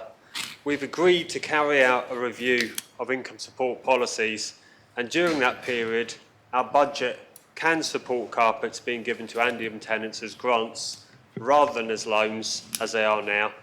Obviously, this will cost, but it can be absorbed in the short term. I have to make it clear, though, that the issue of flooring is not quite as simple as the Deputy's proposition makes out. And it isn't right to single out Andium Homes in this context, as of course there are other social housing providers. I agree that we should ensure that good quality carpets aren't wasted, although I don't know how many carpets fall into this category. We can do a review in time and have a revised policy for January of next year. But as the Deputy's original proposition singles out Andium, I would like to remind members of the way in which Andium worked tirelessly and stepped up when people were made homeless due to the flooding and the tragedy that happened at Haut-du-Mont. They are different landlords because we need them to be different, sir. I'm particularly concerned that in Part C, we are debating the cancellation of existing special payment loans. This would be very complicated to administer and will be unfair. Someone who is paying loan back on a small weekly rate could see whole amount cancelled virtually, whereas somebody who chose to pay their loan back more quickly would effectively be penalised. What about people who paid loans off a year ago or 10 years ago when the system was changed? Every household who took out a loan agreement did so out of choice. If we unilaterally decide to cancel them, then what effect will that have on other situations where people loan money or they just owe money to the government? Over lunchtime, sir, I had contact with officers who estimated that to identify all the outstanding special payment loans for carpets would take 6 weeks of work to disentangle, as the Social Security Minister explained why they're wrapped up together. So this would be 6 weeks where an officer was taken away from their frontline duties of helping customers. I hope the members will bear this in mind when choosing to vote on the amended proposition and to reject Part C, sir. Thank you. Very much, Deputy. Does any other member wish to speak on the proposition? Deputy Tadier. Thank you, sir. Firstly, even though you may say I would say this, I would like to commend Deputy Ward for bringing this.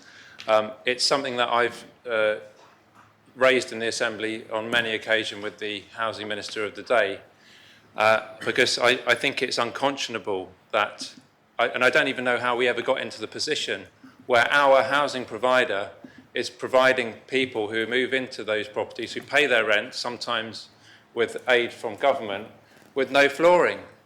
I've seen it with my own eyes, and I'll give an example of when I was first when I had my attention drawn to it.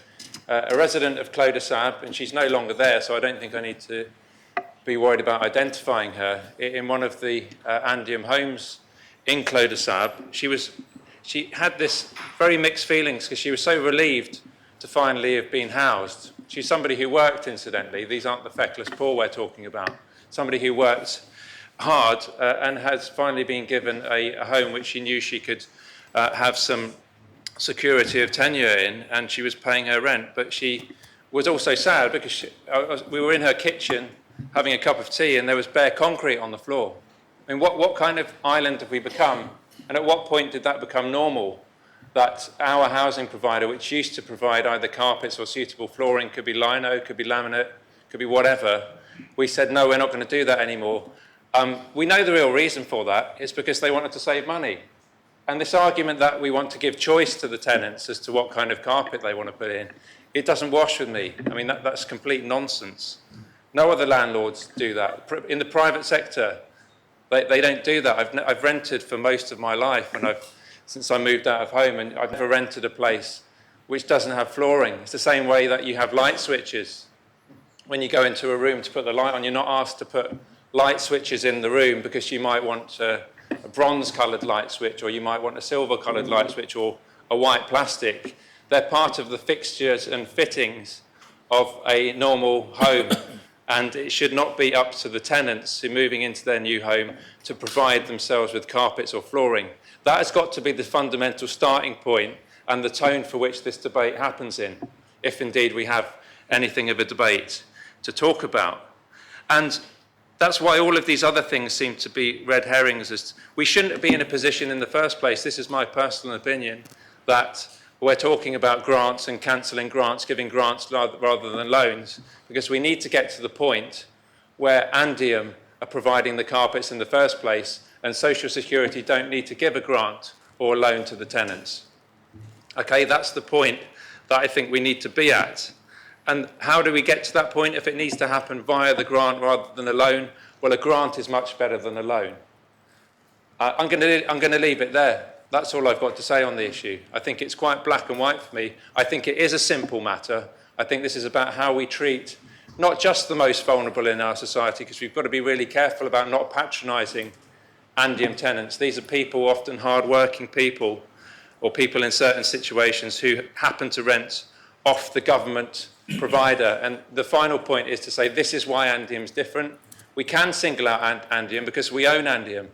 We are responsible in a certain way for the governance. And of course, we should be sending that message out to other housing providers. But let's start by getting our own house in order and our own housing provider in order. Did another member wish to... Deputy Moore, yes. So I wasn't going to speak, but in response to Deputy Tade's commentary there, I just wanted to just add to the... There is more complexity to this, as the Social Security Minister has made. The numbers are, if Andium go ahead and carpet everything, the numbers are in the order of, I've got an email from them, between 400 and £500,000, okay? So the question then after that is, if we just move that one forward, is Andium make a £30 million return to the state's coffers? So the question after that is, do we ask Andium to reduce the return to the government so that they can put carpets into tenants? And then the question after that is, if we start reducing the return that Andium make into Treasury, which services do we start to cut? Do we start to cut teachers? Do we start cutting nurses? Do we start cutting police? Where do the services... So this is not ring-fenced money. This is money that goes into Treasury to help that. So it is a lot more complicated than is put forward. Absolutely, we need to review this, and there is, and I'm very, very happy to review how we look at this, and so are Andium. And I think I just wanted to make members aware that it is not simply a case of just whacking some carpets and there are no consequences. Does any other member wish to speak on the proposition? Deputy Felton. Thank you, sir. I'm not quite sure where to go after that, but I will make a start. I wanted to reiterate the point that Deputy Tadier made about our role as being a responsible assembly with a government-owned entity. And to answer back the Housing Minister, I think we need to ask ourselves what kind of landlord we want to be. Do we want to be the kind of landlord that sees people living with concrete floors? Or with, I can see for the benefit of the people that might be watching at home, the Housing Minister found that quite funny. It's not funny. As I think Deputy Ward said, it is something that has been a talking point in this chamber for quite a long time. And I can see the Constable of St Martin in front of me, because I'm sure it's conversations that her father and my mother probably had in their days in the States. And I think any of us that have dealt with constituency issues, most of us have had these kinds of cases that have come to us. To come to the point that ministers have made about this only being one housing provider, this is the housing provider that we happen to own. This is the housing provider that we happen to be responsible for. And I think that is why Deputy Ward's proposition is a good starting point. I absolutely think that we should be looking at other social housing providers. And I absolutely think it's a travesty that we don't have an agreement with social housing providers that ensures that the housing that they are providing meets some kind of standard. So going on to some of the other comments from ministers, I think it was Deputy Ferre who said that people had these loans out of choice. These are people on income support. They don't have savings to fall back on, or lots of them don't have savings to fall back on. Not much, otherwise they wouldn't be eligible.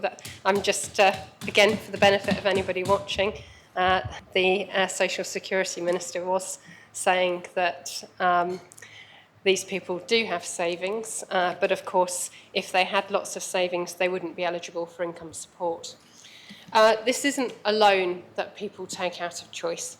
People don't go out of choice through the doors of CLS and say, I'm moving into a home that has no flooring. Please, can you give me a loan? That takes quite a lot of courage for lots of people. And anybody who has accompanied a constituent through the doors of Lamott Street would know that. Going back to income support, I think we mustn't forget the reason why people are getting income support and why previous assemblies have thought it's a good idea to give people income support. It's so that they can have the income so that they can maintain a decent standard of living. Now, if these people are repaying back loans, and let's put it again, loans that they've taken out to put carpets in properties that the states own, then that money is coming out of the money they've got in their pockets on a week-to-week basis that is supposed to be there to ensure they have a decent standard of living. So it's potentially eroding their standard of living. And that's why I would urge members to support Part C, because what we're doing there is we're helping the people who we can help. People who may not be having a decent standard of living because they've had to take out a loan because an entity that is owned by the states has not seen fit to provide accommodation with decent flooring, which, if you have a growing family, is an absolute necessity. If you are a pensioner and it's winter and it's cold, it's an absolute necessity. So this isn't a choice. And I'd also like to answer back the comments that have been made about not being able to do this because of the administrative burden. are we really saying that this assembly should be making political decisions, policy decisions about what's right and wrong on the basis of it being administratively difficult? Is it a case of computer says no, so we must? For me, 6 weeks of an officer time to help people who might be suffering real hardship because they're repaying this loan is actually quite a good cost for the benefit that I think it will mean to those people and for the difference it will make to those people's day-to-day lives. I think we can't forget we're talking about families here. We're talking about families that are struggling, and we're talking about families that are struggling in a cost of living crisis.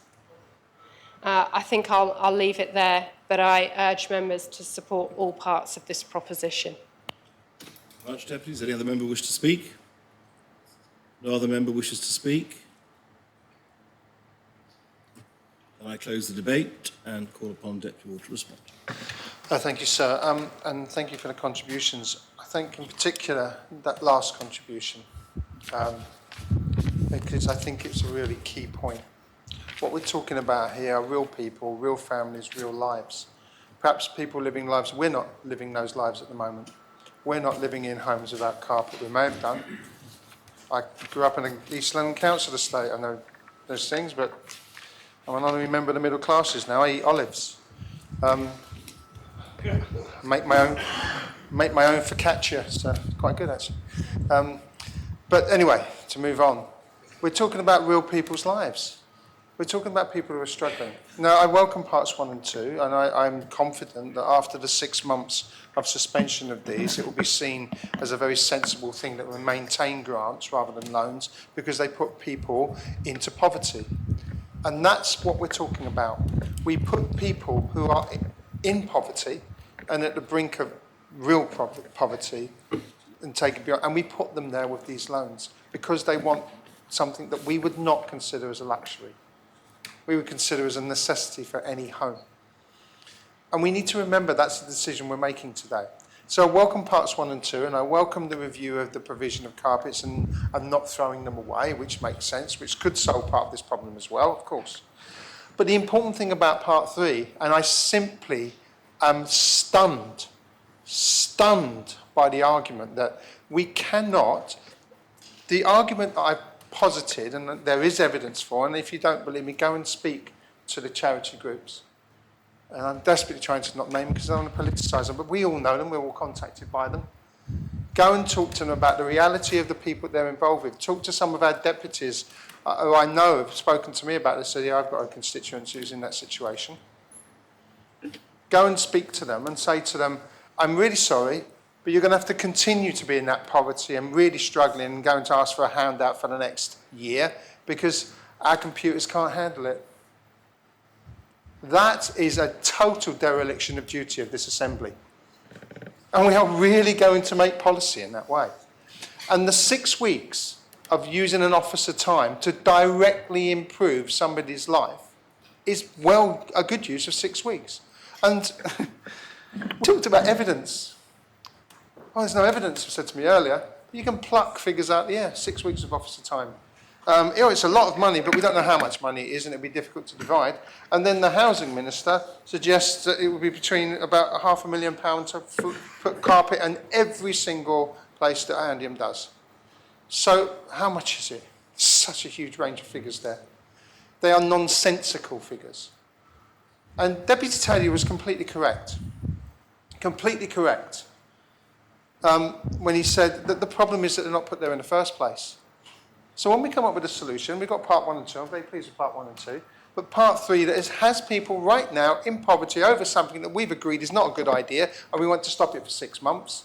But we are allowing a social security system to say, we can't help you because it's difficult for the social security system. Please think about that. Think about that decision that you're making. We cannot allow that to happen. And so I have to say it's utter nonsense to say the £30 million back from Andium Homes, if it's cut, it will to be taken out of teachers or services. That's a political decision. And if that's policy by government, then well, we really are in trouble. Because there are other policy decisions that can be made to easily replace that, but there isn't the bravery in government to do that. And these red herring arguments that have been thrown about today, we need to get some sense. So, sir, I would urge members to certainly support parts 1 and 2, and I have accepted a short-term change with some hope that it will be a longer-term change, and I think that's very pragmatic of myself. The second part, in terms of review of all social housing providers, does make sense. Absolutely accept that. But with the third part, we cannot leave people in the situation that we know is wrong now simply because of an administrative burden. We can afford it. The Social Security Fund is healthy. There will probably be an underspend this year, as there have been in previous years. Let's direct that money to where it's needed. Let's direct that money now and let's improve people's lives and take the opportunity this afternoon. I urge members very, very strongly to have a relentless focus on doing something about this and support all 3 parts of the proposition. And I call for the appel, sir. Thank You obviously wish them to be taken separately. Yes, please, sir. Very well. Well, the appel is called for. I invite members to return to their seat. The first vote is on Part A of the Deputy's proposition. I ask Greffier to open the voting and members to vote.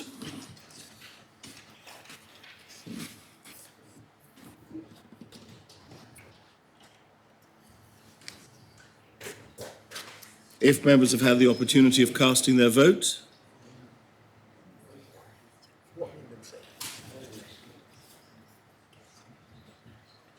then I ask the greffier to close the voting.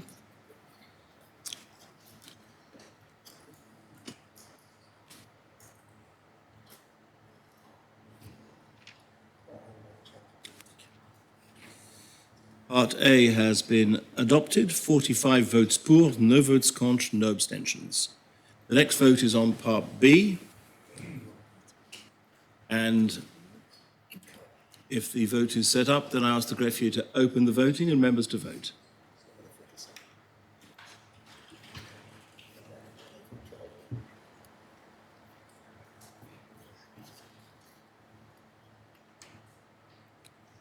Members have had the opportunity of casting their votes. Then I ask the greffier to close the voting.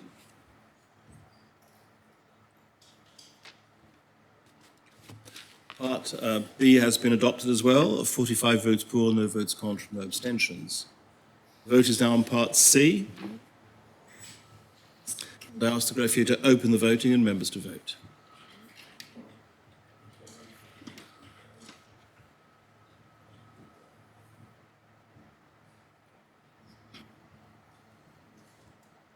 If members have had the opportunity of casting their votes, I ask the greffier to close the voting.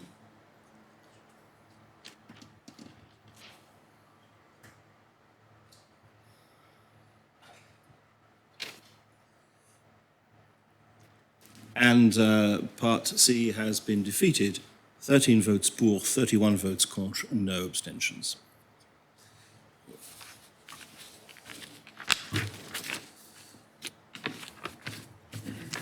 So sorry, I'm being relaxed. Can we have the 13, please? I was holding on with anticipation at this one. I was floored by the results, sir.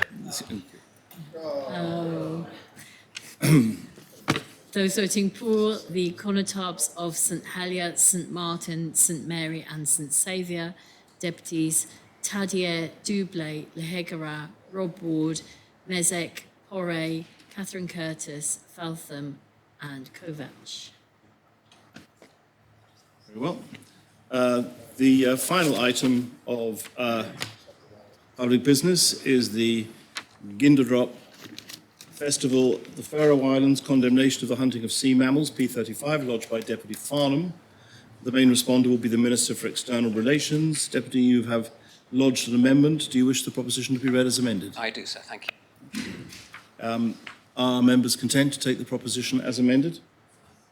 Very well. Then I ask the greffier to read the proposition as amended. The states are asked to decide whether they are of opinion A, to object in the strongest possible terms to the Faroe Islands government about their Grindagrap hunts, where whales, dolphins and porpoises are indiscriminately slaughtered, and to request the Chief Minister to communicate the view of the States Assembly to the United Kingdom Government and the Government of the Faroe Islands. B, to request the Chief Minister to request that the UK Government expresses the view of the States Assembly in its discussions with the Faroe Islands Government, and C, to request the Government of Jersey to continue to engage with the Faroe Islands Government on this matter as part of its wider programme of work to develop productive and constructive ties with fellow small island communities. Deputy.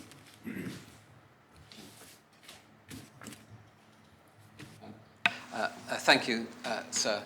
And I don't intend to speak for too long in this, sir, but I do have to warn members that some of the description I will be giving is rather graphic, simply because of the brutal nature of what I'm bringing to the Assembly's attention, sir.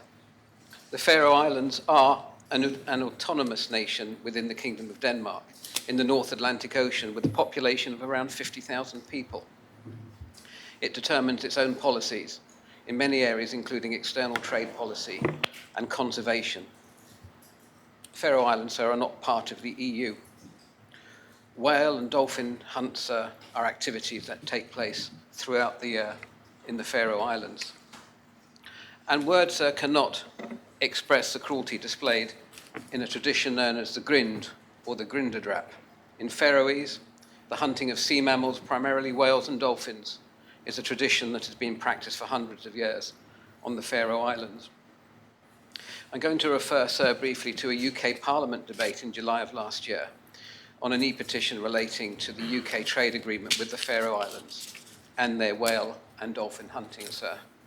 And I'm going to read some of the speech of John Nicholson MP, sir, because I think it encapsulates very clearly the situation in the Faroe Islands, sir. And I quote, "On Sunday the 12th of September last year, a small armada of boats herded a large group of mammals towards beach. Those in the boats were not tourists, not scientists, and not hungry. They were islanders in a sophisticated country in the North Atlantic Ocean, a country with one of the highest standards of living in the world, sir, the Faroe Islands. These creatures were highly intelligent mammals, dolphins, and they were being driven towards the Skjaldbotna beach. Dolphins are playful creatures and not suspicious of mankind. They probably had no idea of their intended fate until it was too late. It was originally estimated that there were 200 dolphins in that pod, sir, but we now know that the number was much higher. Over 1,400 white-sided dolphins were set upon with knives and ropes and blunted hooks. It took hours to kill them.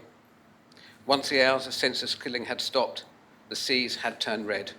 It resembled, sir, something from a biblical plague. Had that killing happened here, those responsible for such a wantonly cruel act would face the full force of the law and would serve prison sentences. Remarkably, however, in the Faroe Islands, what was done, sir, on that day was absolutely legal. Although what happened was grotesque, the killing of mammals on such a scale is sadly a regular occurrence. Last year, sir, excluding the event of the 12th of September, 667 long-fin pilot whales were killed in the Faroe Islands. This year alone, 182 have been killed. Intelligent, aquatic mammals, sir, needlessly and brutally killed. The practice of driving whales into specific bays, called the grindadrap, or the grind, has its origins in the Middle Ages, when sailors would drive the whales and dolphins to beaches and kill them with spears and rowing boats. The killing of whales, sir, at that time was justifiable. The whales killed, in far fewer numbers, were vital to the survival of the Faroese people, who lived at the edge of northern Europe in an unforgiving winter climate. All three archipelagos have suffered famine through much of their history. Fresh meat and whale oil were once vital to the survival of the Faroese, so reliant on barley, seafood, and later potatoes. But no longer, sir. The Faroes are thankfully highly prosperous. The slaughtering of dolphins and whales is not required for meat. In fact, the slaughtered animals are hard to get into the human food chain, as so few people, especially young people, want to eat them. As for the method of slaughter, sir, Who could justify it? And on what basis? Tradition? Sailors now use boats not with oars, but with motors to drive large numbers of whales and dolphins into the killing bays. I apologise in advance, sir, but it is important to know exactly how these mammals are killed.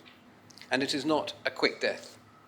Sea Shepherd, sir, the Global Marine Conservation Society, has reported that the killing of dolphins regularly takes over 2 minutes and can take up to 8 minutes, sir. 8 minutes of dying at the hands of sailors using rudimentary tools such as knives and blunted hooks. The fate of whales is even more monstrous. They are killed with a lance, sir. If used correctly, an unfortunate word under these circumstances, it will paralyze the whale, which will then slowly bleed to death.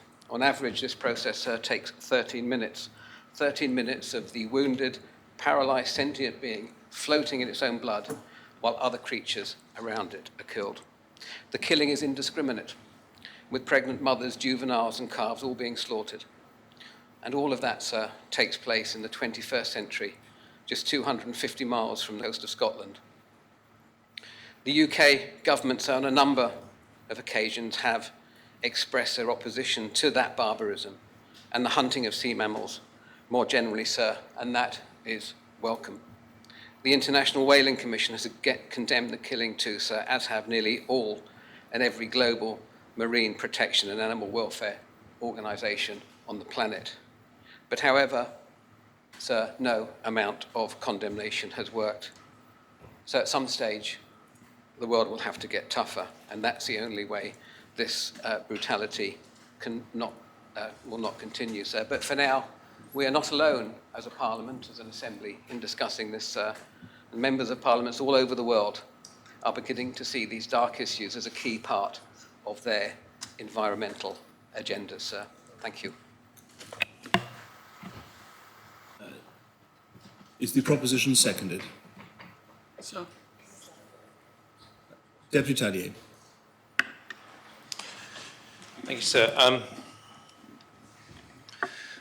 So I didn't come into this today with necessarily any preconceived idea about what I would say or how I would vote. But what I can say is that there's something that makes me very uneasy about this proposition, not so much about the content of it in terms of the subject matter, because I think on a very basic level, if we were to ask to be making a decision about whether we think that anyone in the world should be hunting whales generally, and perhaps in this way, we'd probably say no, and we would probably do that even more so resolutely if we'd just watched some videos about it and how they're killed.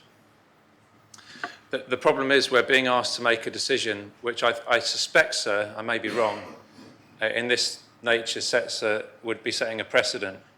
I know that there was a vote about 20 years ago where Deputy Southern brought a proposition to condemn the invasion of Iraq, and I think that was completely different because I think that was a political decision that was being made by the UK government, and as a British island and as an assembly which could make its own decisions, we could send a signal, and the assembly decided it wanted to send a signal to the UK that this assembly didn't believe that the invasion was justified. And of course there would have been lots of ideas around at the time, and the rest is history. What we're being asked to do here is to pass judgment on the practices of another, not fully sovereign necessarily, but another country and another government, in fact. And in reality, it shouldn't be me standing up to say this. It should be our government who should be, I think, opposing this, or at least they should issue some circumspect comments in this regard, because we're told time and time again that it isn't the position of the Jersey government, at least, and probably I think the Assembly might want to take that into consideration about whether we pontificate, if that is indeed what we could be said to be doing today, about what other countries do ethically. You could also argue, why are we singling out the Faroe Islands? Are they the only country that hunt whales? I think the last time I checked, I might be wrong, but Japan also hunts for whales. And they will do that for specific reasons, which might be economic, cultural, whatever. It may well be that we don't agree with whale hunting, but is it our job as an assembly to be saying you shouldn't do that? Now, I'd like to give a couple of examples, maybe a couple are real and one's hypothetical. I've had the opportunity to talk to parliamentarians from other countries, and often that's as a byproduct of going on conferences. I know not everyone agrees with going on conferences for the CPA or for example, with our membership of the APF. I personally think that they're valuable and that they actually provide, on balance, good value for us as parliamentarians, as a learning forum, but also as an interface for exchange of ideas. And you can hear about a practice that happens in a different country, and your immediate reaction is, that sounds bizarre, why do you do that? That doesn't sound right, that doesn't sound fair. How can you justify that? And I'll give two examples. One is when I went on a trip to Samoa. So I'm not going to stand up and say that I'm the only member of this assembly who's been to the Faroe Islands, which I thought was interesting yesterday. I know Deputy Joseph might be at home listening, sir, and he was very quick to say, I'm probably the only member of this assembly who's been to the Faroe Islands. And I thought, yeah, maybe you are. And I said, I'm not an expert on the Faroe Islands. Until recently, I thought that they were actually a group of Egyptian islands rather than necessarily belonging to Denmark. But I did my research, sir, and I found out that they lie somewhere between Scotland, Iceland, and where else? In that northern part in Denmark. But I have been to Samoa, and when I went to Samoa, I found out something interesting. I found out that, and I thought our electoral system was bad. And I found out that the only people who were eligible to stand for election in Samoa were if you were a tribal leader. So it's not that they had people who automatically were elected as parliamentarians if they were constables or tribal leaders. It's that the only people who could actually be members of their parliament were tribal leaders. And the initial reaction is to say, that doesn't sound right, that's not very democratic, how could you do that? And then you start to look at it more and say, well, actually, their starting point is completely different. They have completely different cultural starting point, perhaps ethics that go behind that, and reasons why they do that.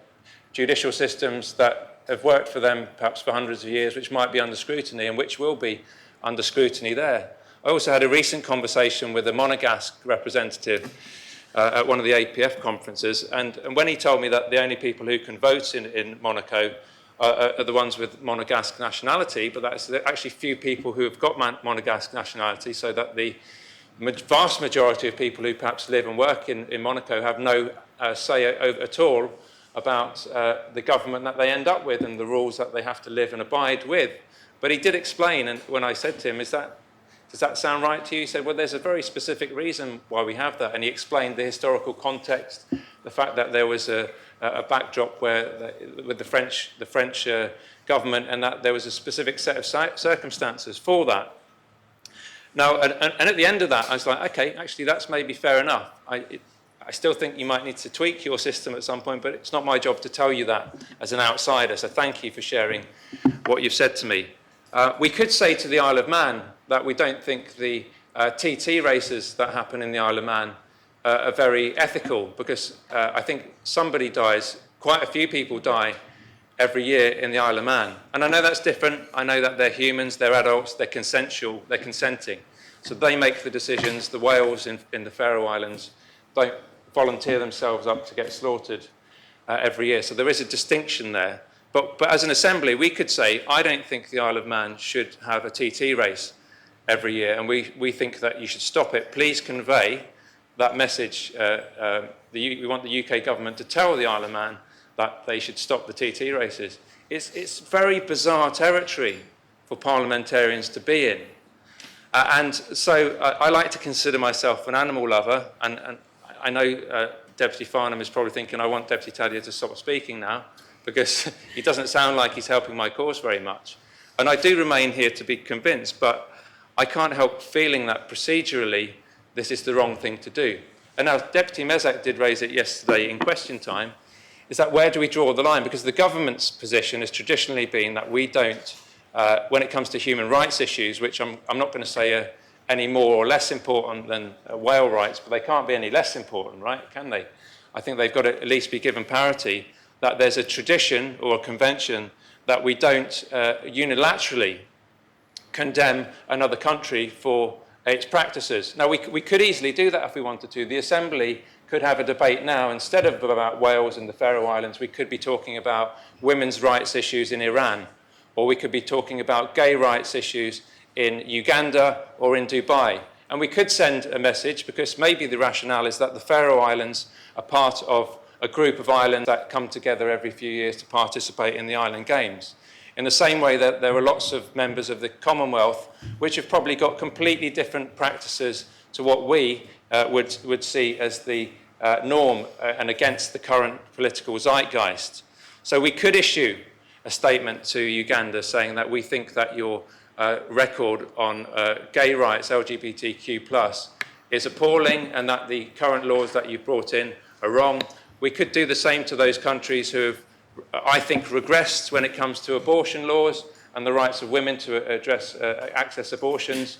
And do we do that? Because if we actually support Deputy Farnham's proposition, which is correct at its base level, I'm not going to call it well-intentioned, because I think it's more than that. He's sought an issue which I think he feels very strongly about, and that there are probably multiple issues which the 49 of us here feel strongly about, which we could bring to the Assembly, but I think we have to exercise an element of self-censorship and self-restraint when we do that. Otherwise, we'd have a big list of things that we want to fix about the world, which ultimately people would say, hang on a minute, Deputy Tadgett, aren't you elected as a Jersey representative, and more specifically as a St. Brelard representative? And I hate to be religious, but I am sometimes called the secular dean, sir. Admittedly, it's a title that I gave myself, so I'm not sure if that holds any water. But I do have some, we talked about pedigree yesterday. I do have some pedigree, albeit as a lapsed believer now, sir, when it comes to religious upbringing. Be careful what you wish for, maybe. All those years of Sunday school and attending church, I had to take some of it in, didn't I? So when we were at university, I was a member of the Christian Union, and in our house we were all Christians. And we would sometimes tease each other by calling each other plankai. So if somebody was being particularly religious or preachy, or saying, oh, you shouldn't have done that, we would just call them plankai. What does plankai mean? I think Deputy Gorst might know what it means. It comes from Matthew 7, chapter 7, verses 3 to 5. Why do you look at the speck of sawdust in your brother's eye and pay no attention to the plank in your own eye? Because we've got to be careful what we wish for here. We might be standing here condemning the Faroe Islands today for some practice which is probably, quite rightly, probably abhorrent, but we don't know the full facts of it. But they might, and someone else might say, well, actually, we think that the States Assembly is very bizarre. You've got this, no offence, sir, but you've got this unelected official who presides over your assembly. The Commonwealth might say, that's not normal. You need to get your act together, and you need to start to elect your own speaker. And we might say to them, mind your own business. We might say, actually, this system has worked quite well for us for 1,000 years. And there might be a debate to be had about that, but we will have that debate internally, and we will decide what's best for our island, and we'll do that as parliamentarians reflecting the will of the people. They might also say, some people might say, we don't like Jersey, you call it an offshore finance centre, we think you're a tax haven. And we think that being a tax haven is actually very harmful to the world. We've got a completely different social model, an economic model where we come from. So we're going to pass a motion that requires the French government or whoever to condemn Jersey as being a tax haven. Now, what kind of reaction would we have if another parliament did that to us? And so I would question, what kind of reaction will it have in the Faroe Islands if we pass a motion today? And I'm open to be convinced, because of course the counter-argument, which maybe Deputy Farnham will make, is that it will have the effect of them standing up and listening for once and say, actually, you know what, it's probably time that we knock this on the head. In the same way that there's been all those arguments about apartheid and sanctions that happen around the world. So I'm willing to be convinced, but if nothing else, sir, I think it was important to put those thoughts on record, even if I do end up supporting Deputy Farnham's today. It's not something that I can do easily. I'm probably more likely to abstain on this than to vote for it, sir, but I welcome thoughts from other members, sir. Thank you very much. Deputy Joseph. Thank you, sir. Could I just ask whether or not my microphone is more appropriate than it was before? I think, well, I can certainly hear you. I think most members can hear you if you speak up and are clear in front of the microphone. Okay, I will continue, sir. So I'm grateful to actually follow the remarks of Deputy Tadier, who I must say I have some sympathy with. I must say that on receiving this proposition, External Relations engaged with Deputy Farnham, and certainly the amendment has ensured that, subject to states' approval, and it's obviously up to the states to approve this proposition or not, the way that the proposition is now taken as amended is consistent with and correctly and consistent with dealing with Jersey's constitutional position. Ministers recognise, I think, and I recognise that this is something which Deputy Farnham has a long-held, strong and principled personal view. I know he has expressed these views previously when in government, and in the last government, the Minister for External Relations, the then Senator Gorst, wrote to our counterpart in the Faroe Islands to express the views of the Government of Jersey on this practice. This was in conjunction with the External Relations officers who engaged with their colleagues at an official level on this issue. We should recognise that Jersey does have a strong and positive relationship with the Faroe Islands and indeed the Kingdom of Denmark. It is one of the ambassadors and indeed the representative of the Faroe Islands of which I have over many years had a good relationship, and it's a relationship which we value. We want to maintain it, develop it and strengthen it. We're both island nations, we're democracies with significant autonomy. We want to engage diplomatically, politically, and through all appropriate means. We share much in common, and we regularly face mutual challenges which are similar to other small nations. In a sense, we're allies, and we agree on more issues than we may disagree on. Inevitably, as has been the case and the debate on human rights issues raised in this Assembly since I have become External Relations Minister, friends, allies don't always agree on every topic, and from time to time views will differ. This is an issue which there is obviously a view to be expressed by the Assembly. Our view is that it is important to allies to express differences openly, politely, respectfully, and which has been the case done so previously by Senator Gorst. As an island nation, Jersey has a special relationship with the sea and the marine environment. No doubt the Minister for the Environment is going to speak. We recognise, of course, the importance of protecting and nurturing the marine environment and conserving species so that we can all continue to benefit from a balanced and healthy ecosystem. But we are experts in our own island waters. As islanders, I think we all enjoy seeing dolphins and porpoises in our waters, and we would not wish anything to be done to enforce harm through human action. I'm sure there would be local outcry if there would be. This activity that is undertaken in the Faroe Islands appears to be internationally contrary to many of the values that are internationally accepted of protecting wildlife, and we understand that. The Government of Jersey, alongside other like-minded jurisdictions, believes that wherever possible, the best way to promote progress is through constructive, positive engagement with partners. Not lecturing, but constructive engagement. And it is, of course, up to states members whether they wish to vote for this proposition. To my mind, it sets an interesting and potentially problematic precedent, as perhaps Deputy Tadier has alluded to.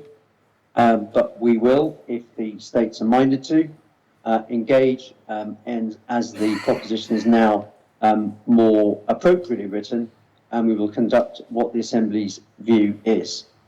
If the proposition is adopted, I can assure members that the actions requested, subject to states' approvals, will be taken in quick order, and we will continue our good relationship with the Faroe Islands in a constructive way.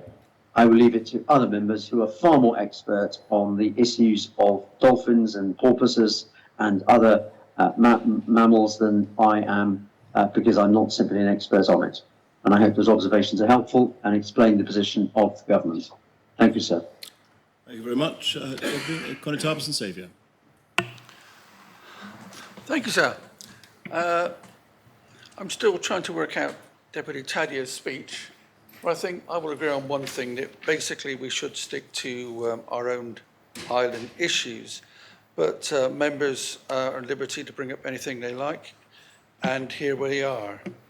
I would agree that, well, I will be voting for this, this goes without saying.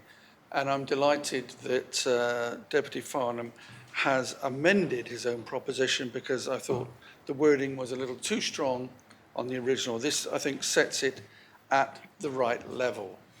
The Faroe Islands are a very forward-looking nation, very industrious.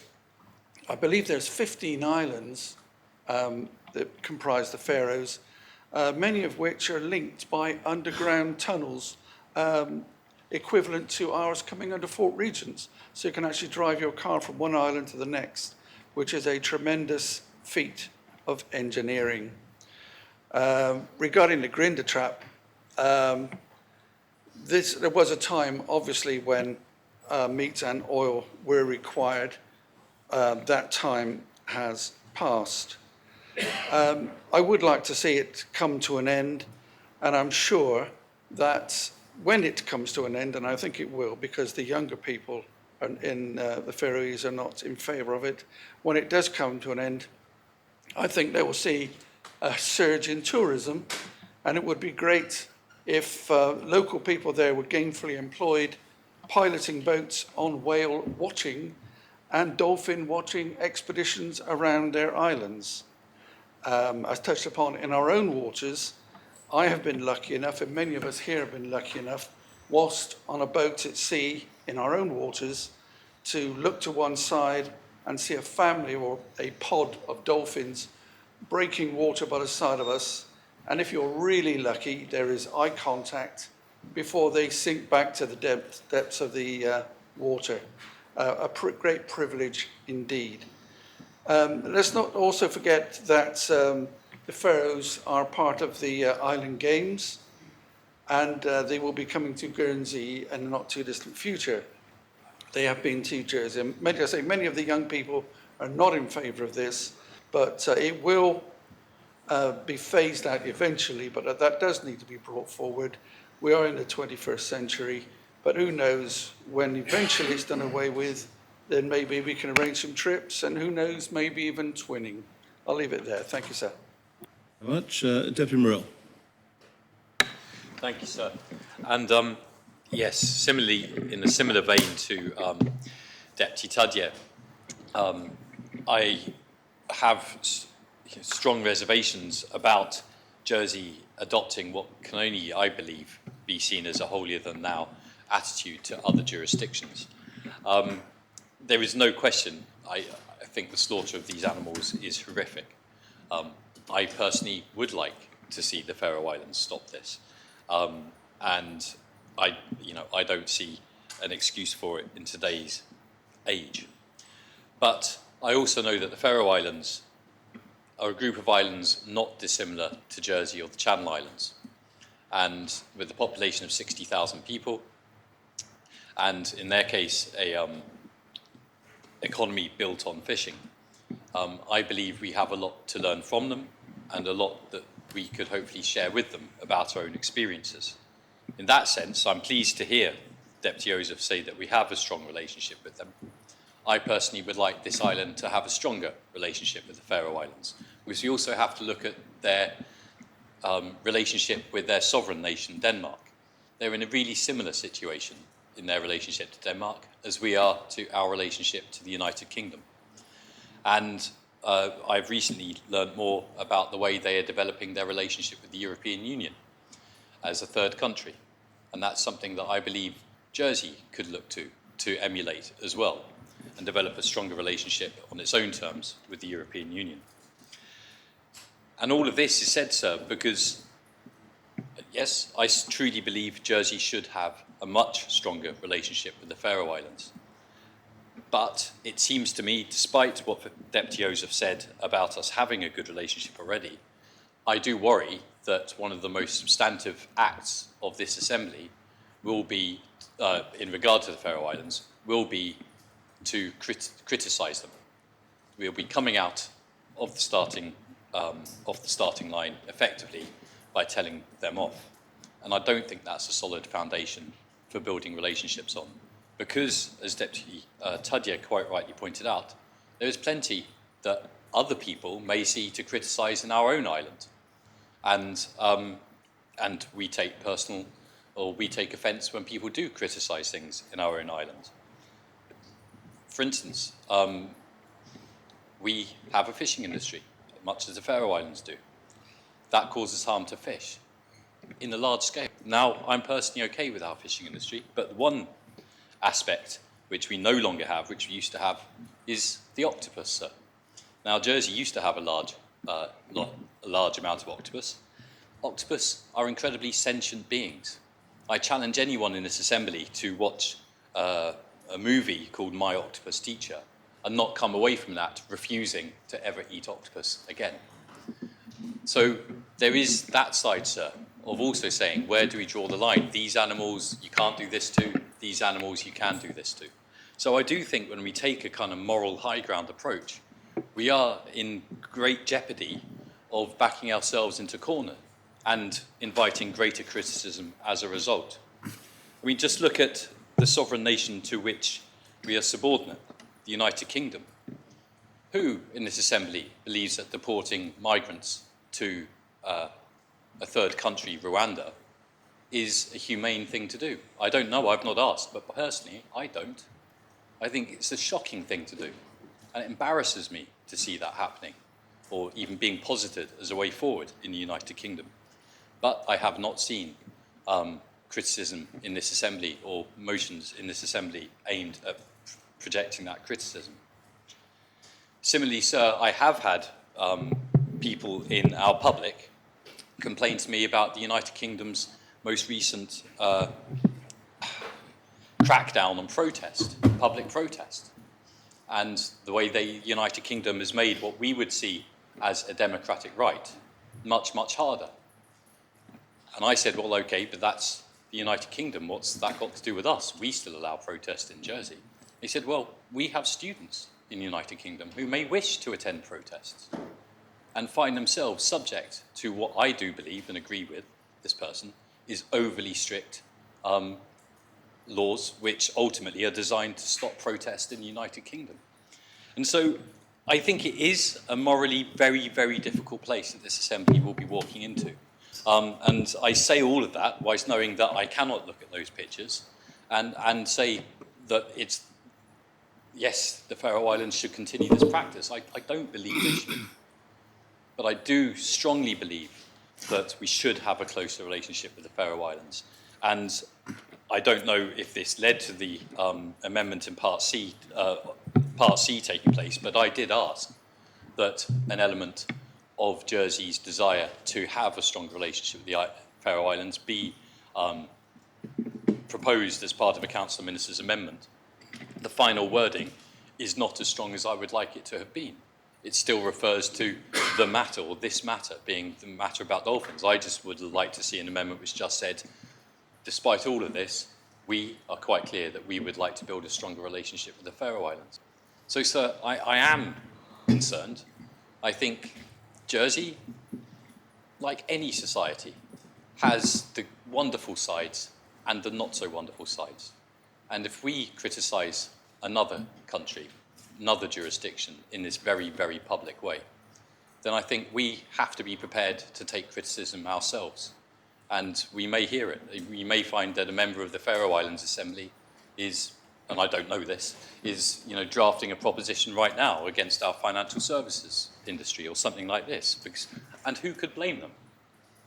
So I do think we should all bear this in mind when reaching for the pour button, which I believe I probably will be reaching for.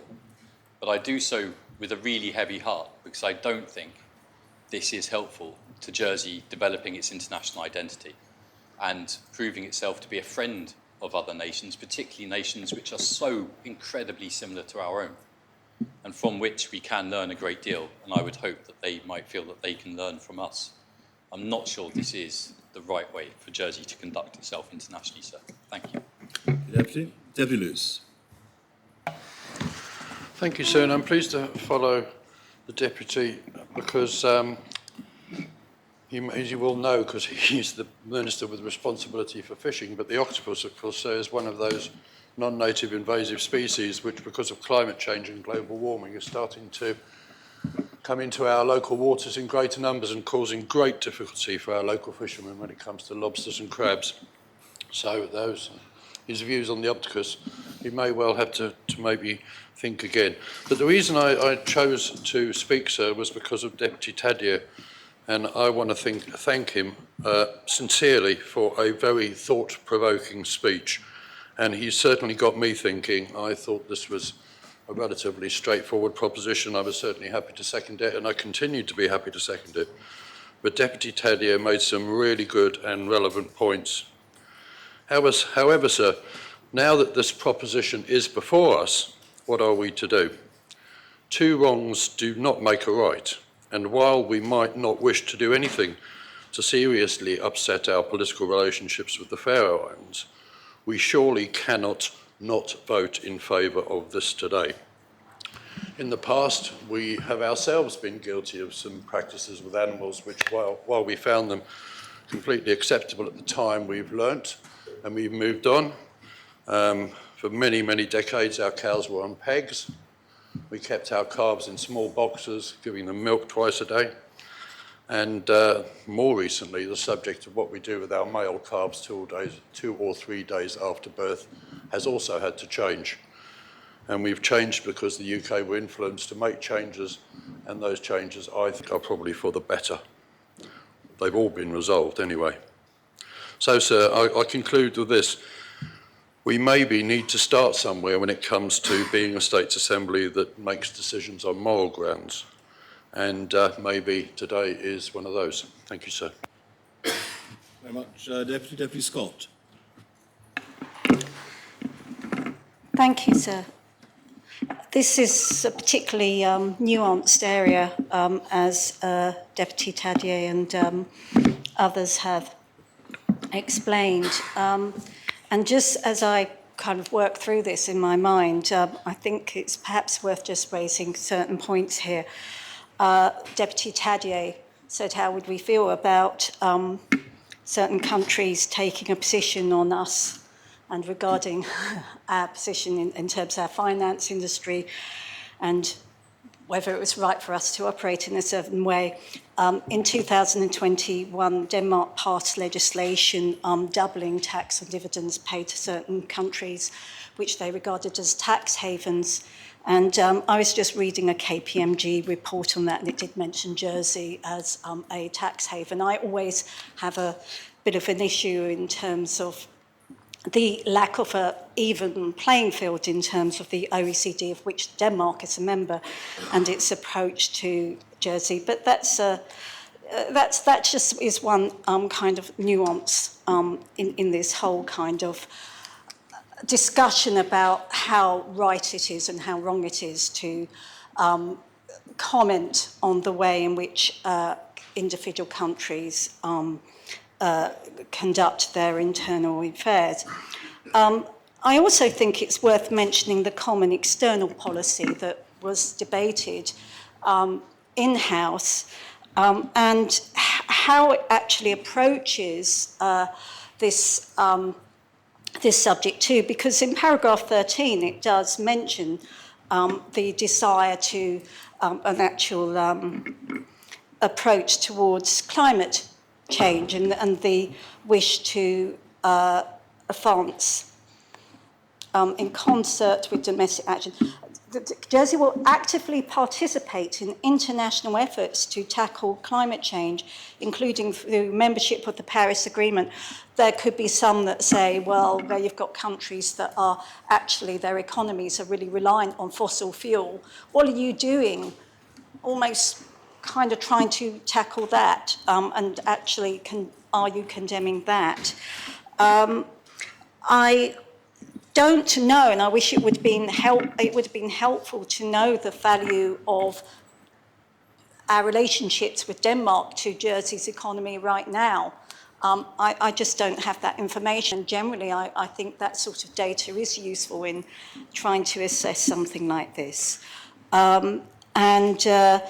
The external policy, coming back to that, I just think, yeah, why didn't we have anything that covered just this general issue about biodiversity and wishing to support that in certain areas, knowing how we have an organisation in the form of Jersey, in the Jersey Zoo, that's actually doing a lot of work here. So I'm going to carry on listening to this debate, but I do accept the nuances, but I do also accept that Deputy Osoof has said he already has developed a relationship with the Faroe Islands, and I do also accept the discomfort of actually being seen to even endorse a practice that I think so many people are comfortable with. Thank you, sir. Very much, Deputy Alex Curtis. Thank you, sir. Again, on the face of this is a simple proposition. But on the face of many propositions that we see that come to this assembly, they are simple propositions. And we see the outcome very different based on how a debate informs the detail behind them and the way we want to do it. It tain't what you do, it's the way that you do it. Could be one way of putting it. And Deputy Tadea really hits the nail on the head about what we want to do and how we want to present ourselves and conduct our business as an assembly. Deputy Morell touching again exactly on many similar points. And I'm thinking back to the way I've chosen to vote on things in this assembly, sir. There are things where I agree on principles, but I might not agree on the way we execute against them. Even our debate earlier on FB Fields, I said the principle is fine. Again, the articles, we need clarification. The clarification from the Solicitor General in that case was sufficient. But I'm left reading the amended proposition, and it asks the states whether they are of the opinion to object, that's one thing, and to request the Chief Minister to be writing a letter. Now, much as I may have a personal opinion on the activities happening in the Faroe Islands, is it my belief that our Chief Minister, the office of the Chief Minister, not the individual, should be writing letters on topics as such, and should we set that precedent that Deputy Tadea talked about? This becomes one of these quite touchy subjects and emotive subjects in which if I were to vote against this, it could be inferred that I am against strongly objecting in the most strongly possible terms the Grindadrap Festival or hunts. But I wouldn't interpret it that way. I'd say what I'd be objecting to is the use of the Office of the Chief Minister to convey that message. So I currently stand here waiting to hear more views from members. I could be quite happy to vote against this, not because of how I feel about the activities in the Faroe Islands, but about the way we go about demonstrating and explaining that. I don't think as an assembly we should fear that decision we have to make here about either voting in favour, abstaining, or even voting against. We can vote against this because we don't believe the process by which we demonstrate something has been chosen adequately. We could abstain if we think we're indifferent to the fact, or we could vote if we actively want to use the Office of Chief Minister to be writing letters both to His Majesty and to request that the UK government expresses that view in discussions with the Faroe Islands. That's what the proposition says, and I don't think a vote against that is a vote against your personal view or your view that the island should be thinking about the way other places conduct their business. And I really hope that members in weighing this up are happy and content in how they can vote if they need to communicate this in the Assembly like I am here, that there is a difference between what you want and the way that you do it. I'm on the fence, Eileen, but I do take the way I vote based on the process, not necessarily my personal view or what I wish the view of the Assembly to be. Very much, Deputy Renouf. Thank you, sir. This is a slightly difficult one for this Environment Minister, at least. And my comments might be a little more hesitant than usual because I'm trying to form thoughts as I go along. Of course, as several members have said already, it is very easy to personally condemn what goes on in the Faroe Islands with the dolphin hunt and the pilot whales hunt. That is the easy bit. The question is, how do we respond to it? And I'm encouraged, actually, by the debate so far, and I would particularly thank, as others have, Deputy Tadyer and Deputy Morell for opening up the issues here in a very thoughtful and quite a deep way. I think there's one or two things I could perhaps add to the debate. I do think that we should perhaps use this opportunity to reflect a little bit on dolphins and cetaceans in our own waters. We're not entirely blameless in the matter of dolphin deaths in Jersey. About 10 dolphins are washed up on our shores every year. 20 of those were recently, over a period of time, examined by the Marine Resources Department to try and find the cause of death. Marine Resources are pretty convinced that 13 of those were the result of fishing bycatch, not least because one of them had a rope tied around its tail, and which had been used to lift it up off the, into the boat, and then obviously it had been thrown back. There was also a mother with a lactating baby also found washed up, and that would not have been a natural death to have those two together. So, I would emphasize, by the way, that that is not proof that they are caught in Jersey waters, not by any means. There are only 3 deep water trawlers licensed to operate in Jersey waters, and the dolphins that were found are nearly all common dolphins. Common dolphins are found a long way off our shores generally. Some do come in, but generally the ones that you're used to seeing around the island are bottlenose dolphins. So it is quite likely that those were caught outside our waters and dumped back in, and the westerlies and the currents brought them ashore.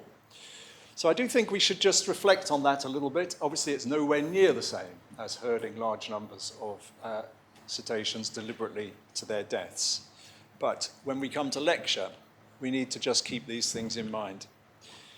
The other point I would want to pick up on, just because it's an important point to make, it's sometimes argued that dolphins and other predatory top predators in the ocean are the reason why fish stocks are declining, and I've even heard it used in Jersey that dolphin numbers may be the cause of declining fish stocks. That is highly unlikely to be the case in the view of the Marine Resources Department, not least because the bottlenose dolphin population has been monitored for a long time, and it is pretty stable at around 300 dolphins. So it would be quite hard to argue that declining fish stocks were the result of the dolphin population, which is stable, unless they've discovered some fantastic new way of hunting that previously they didn't deploy.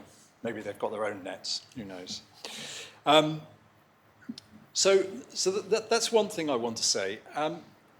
The other point has been made quite well by other speakers about lecturing other countries and jurisdictions. And I take particularly Deputy Morell's point about the Faroe Islands and our similarity to them in constitutional terms, and how much we might want to explore that similarity in the future. And therefore, whilst we may think that this is a higher moral question and should trump considerations like that, I do think we have to be very careful before we start there are actually practical considerations which come into all of these issues. They aren't just a question of pure morals. If it was a question of pure morals, as Deputy Tadyer said, we'd be passing propositions all the time in this assembly, finding fault all over the world with moral outrages, freedom of the press, human rights abuses, and so on. But we don't. We make choices. And the choice we would be making if we supported this proposition is to criticize a country that we have many constitutional similarities with, we might want to make common cause with over various issues, and we might be able to learn from. So, I have severe trepidations. And then the question of, the moral right to make these kind of judgments about another country. I don't know how many people have researched the Grindadrap and found out much about it. It's mostly pilot whales are the controversial, particularly controversial. They've got catch records going back 300 years or so. Some years they catch none, some years they catch 2,000. It's an opportunistic hunt. Averages about 850 a year. The IWC, the International Whaling Commission, has judged it a sustainable hunt in the sense that there are almost 1 million pilot whales in the world and about 100,000 in the waters off the Faroe Islands. So that doesn't in any way justify it, but I think it is important that before we kind of leap into condemnation, we just understand some context. And I don't pretend to be an expert on it, but I do think we should be very careful to just look at blood-soaked images and think, time to jump up and criticize. And, it's often, there's this element of sort of moral superiority I mentioned. We often sort of, for example, will criticize other countries for deforestation. We don't want the Amazon to be cut down. And that sounds perfectly reasonable, but other countries, the people in the Amazon will say, yeah, but you cut all your trees down 1,000 years ago. And you made fields and agriculture and became a developed country because of it. And now you're telling us not to.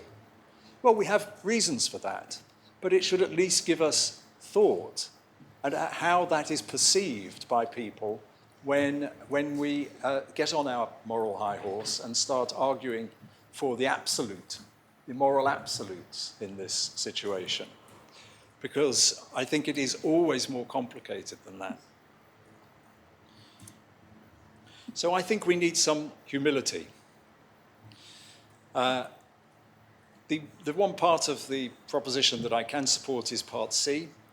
Unfortunately, it's worded in such a way that means we can't take it in parts. Otherwise, I would have suggested that. I think I'm probably not going to support this proposition. I may not vote against. It's very hard for a Minister of the Environment to vote against a proposition condemning a practice of killing animals that we know we don't want to be killed. But I think this is about two things. It's not just about the condemnation. It is about the question of whether we should be doing this, engaging in this kind of activity. Point made by Deputy Curtis as well, using the Chief Minister's office in this way. So I haven't quite decided how to vote yet, but I hope members find that in some way helpful. Thank you. Very much. Deputy Hull. Thank you, sir. What I was going to say really follows exactly what the Minister for the Environment have said. I think we all condemn the slaughter of these dolphins and pilot whales. That is one issue. But the issue of saying to the Faroe Islands that we condemn it, I think we have to be very careful about that. Because who are we to take the moral high ground and tell our neighbours what they should and shouldn't be doing? And I think in this circumstance, I condemn the slaughter, but I do not think I should be putting our Chief Minister in this position of writing to the Faroe Islands to say that we don't approve, because I think we sometimes they need friends and we sometimes can do things in a better way. And that's what I'd like to say. Sorry, I didn't mean to say that. Thank you, sir. Thank you very much. Deputies, any other member wish to speak on the proposition? Deputy Stevenson. Thank you, sir. I note that Deputy Farnham didn't mention sport very much in his opening speech, but at the end of the day, I think a lot of this links to sport, and indeed the Deputy himself was recently quoted in the local media on exactly this matter, very much firmly placing it in the realms of sport, which is why I feel the need to speak today.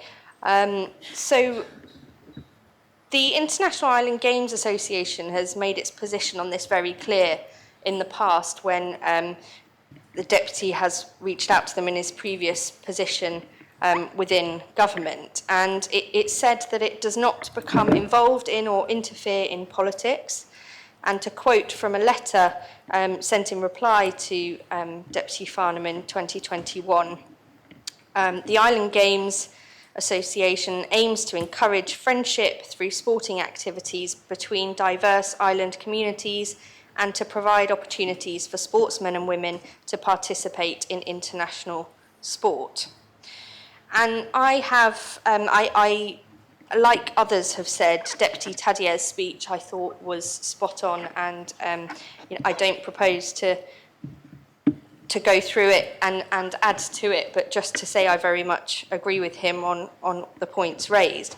What I would add is that I do worry that approving this proposition today will lead to further calls from Deputy Farnham for athletes from the Faroe Islands to be excluded from the Island Games, and that these calls could be seen as being legitimised by a decision in favour in here today. And I would just refer back to that article that I think was in the Jersey Evening Post a couple of months ago referring to this, and it did say that Deputy Farnham confirmed he would be writing to the Island Games Association and all participating members. And I would ask the Deputy for some clarity around that in his closing speech. I suspect that's maybe where sport was going to be mentioned along the way. Excluding sports people from international competition is not something to be taken lightly. And while there may be some very extreme circumstances when it does happen and when it may be right to consider that, this, in my view, isn't one of those.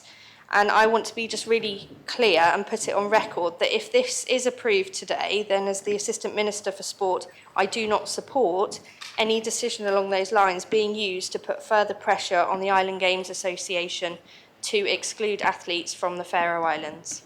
Thank you, sir. Deputy Andrews. Thank you, sir. I just wanted to speak because I think it's very interesting, this debate.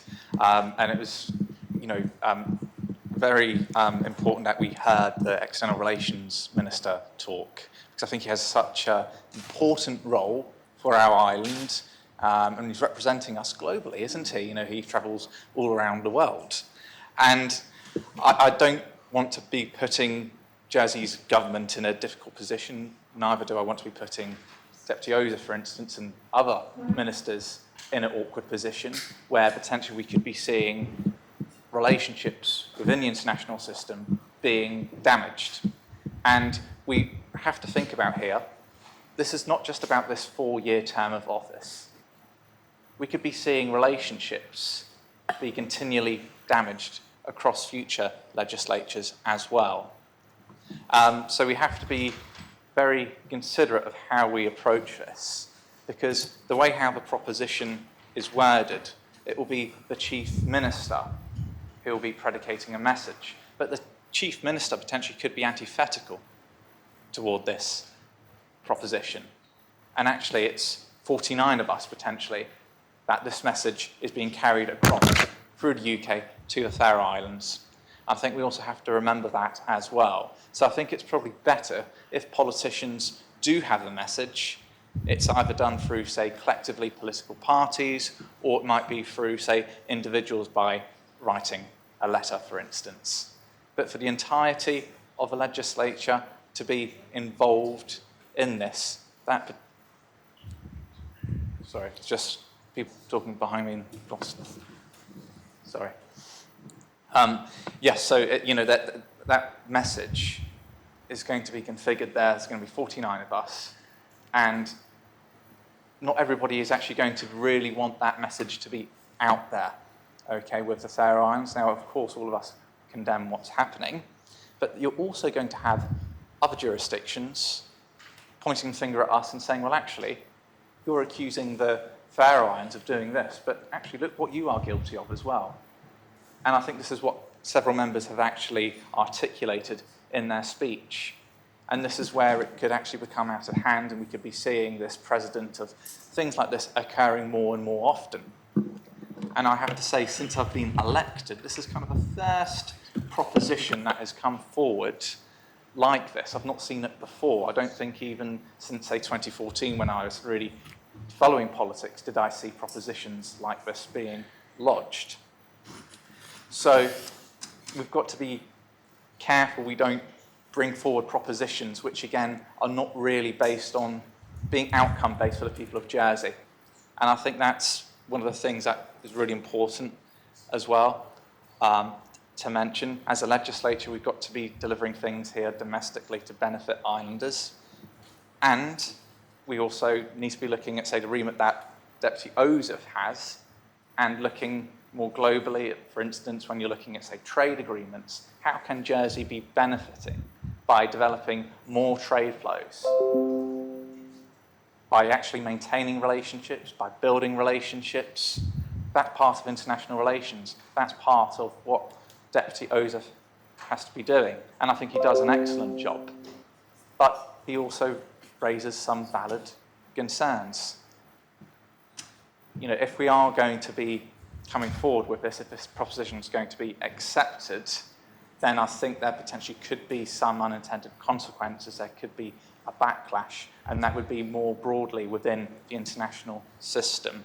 So I do understand why Deputy Farnham has brought forward the proposition, and I can understand why members perhaps are not content with the wording as well. And you know, if it was maybe in 3 different parts that was voted upon, then I could probably see more support for this.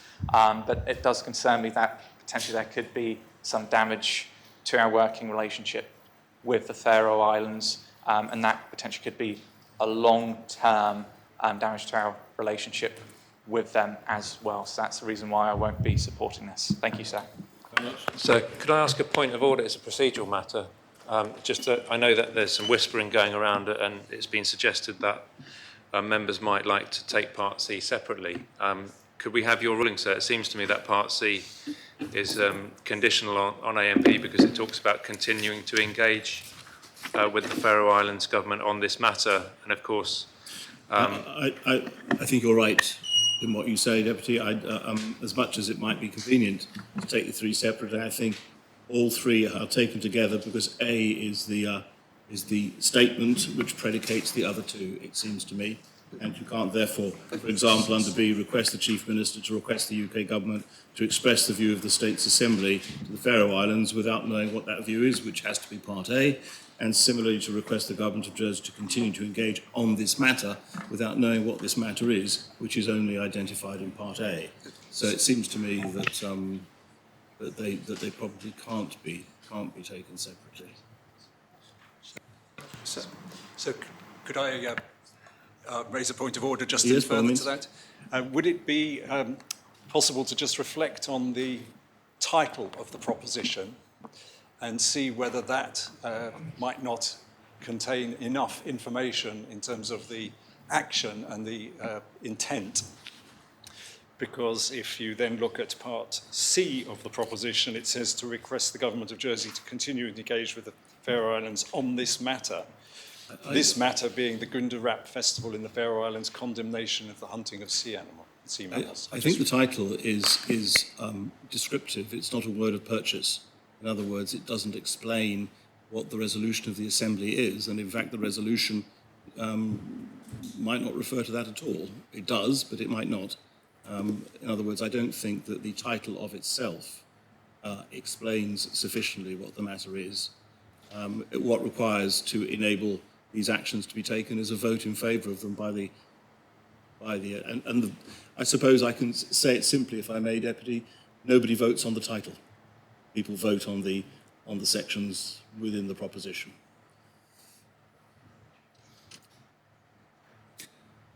Very well. Deputy Mezek. Thank you, sir. It's been a really thoughtful debate, that's for sure. And I've slightly toed and froed on this, but I think I've made up my mind now, which will be that I will vote to support this proposition. And I understand the arguments that others have made, but I've considered a quote from another one of my political heroes today, which is that from Desmond Tutu, who said, "If you're neutral in situations of injustice, you've chosen the side of the oppressor. if an elephant has its foot on the tail of a mouse and you say that you are neutral, the mouse will not appreciate your neutrality.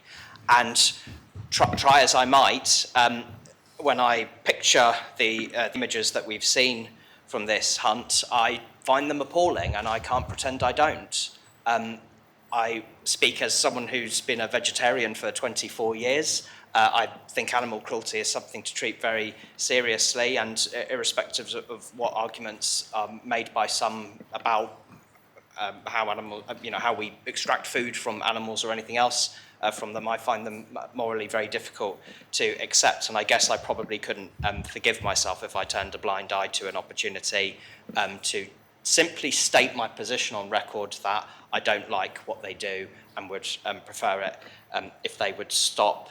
As a socialist, the principle of solidarity is one I take very seriously, and that doesn't just extend to our fellow humankind, but also to the animals of whom we share this planet with. And I think as years go by, in future we will look back on how animals have been treated at various times in human history with great shame and disdain, and I hope our planet is moving to a more progressive position on that more generally.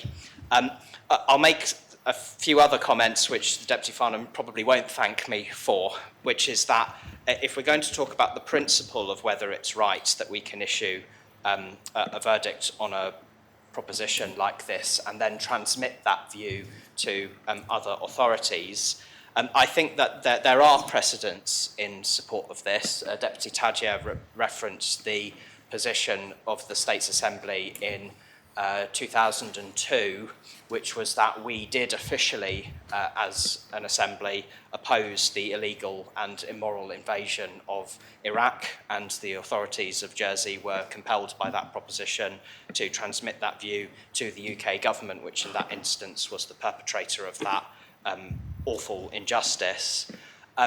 Very recently, this Assembly debated P36 of 2022, a proposition from the then Deputy Mike Higgins, which was to condemn the Russian government's invasion of Ukraine and to state our support for the people of Ukraine. That as a position to take, nobody at that point saw any constitutional difficulty with us doing that, and that was right.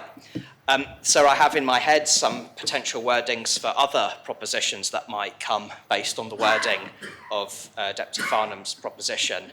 The states are asked to decide whether they are of opinion to object in the strongest possible terms to the Myanmar government about the treatment of the Rohingya people who are indiscriminately slaughtered and oppressed, and to ask the Chief Minister to communicate the view of the States Assembly to the UK and the Myanmar government. The states are asked to decide whether they have opinion to object in the strongest possible terms to the Chinese government about the Uyghur Muslims and their treatment, the way they are denied their human rights and forced into re-education camps, and to request the Chief Minister to communicate that view. States are asked to decide whether of opinion to object in the strongest possible terms to the Israeli government about the treatment of the Palestinian people and the way that they are systematically disenfranchised, forced from their homes, and often subjected to awful human rights violations, and to request the Chief Minister to communicate that view. So if any of those propositions were to come to the Assembly, I'd find it impossible not to support them because of the message behind them. And I think that we, perhaps not as a sovereign state, for that is not what we are and what I hope we never are, because I support our current constitutional relationship with the UK.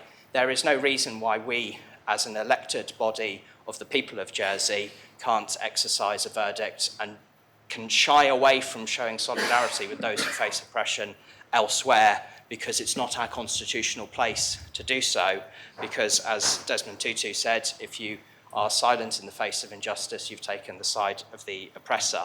So in this instance, I feel I can comfortably vote in favour of the proposition of Deputy Farnham, and I would happily vote in favour of other motions that cast verdicts on other injustices which happened around the world, because solidarity is an extremely important principle. Thank you very much, Deputy Conatapa St Clement. So I wasn't going to speak because time is evading us, but I feel I have to because I think we're going down the wrong course. Jersey's either an international player or it's a small, inconsequential dominion. which nobody will pay attention to. We're criticised around the world for our taxation policies.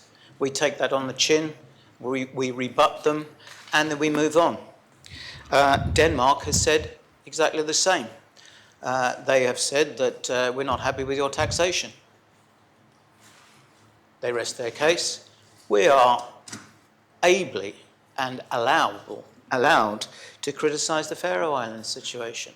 They're not going to fall out with us. We're taking this too strongly. We all need to keep involved with each other.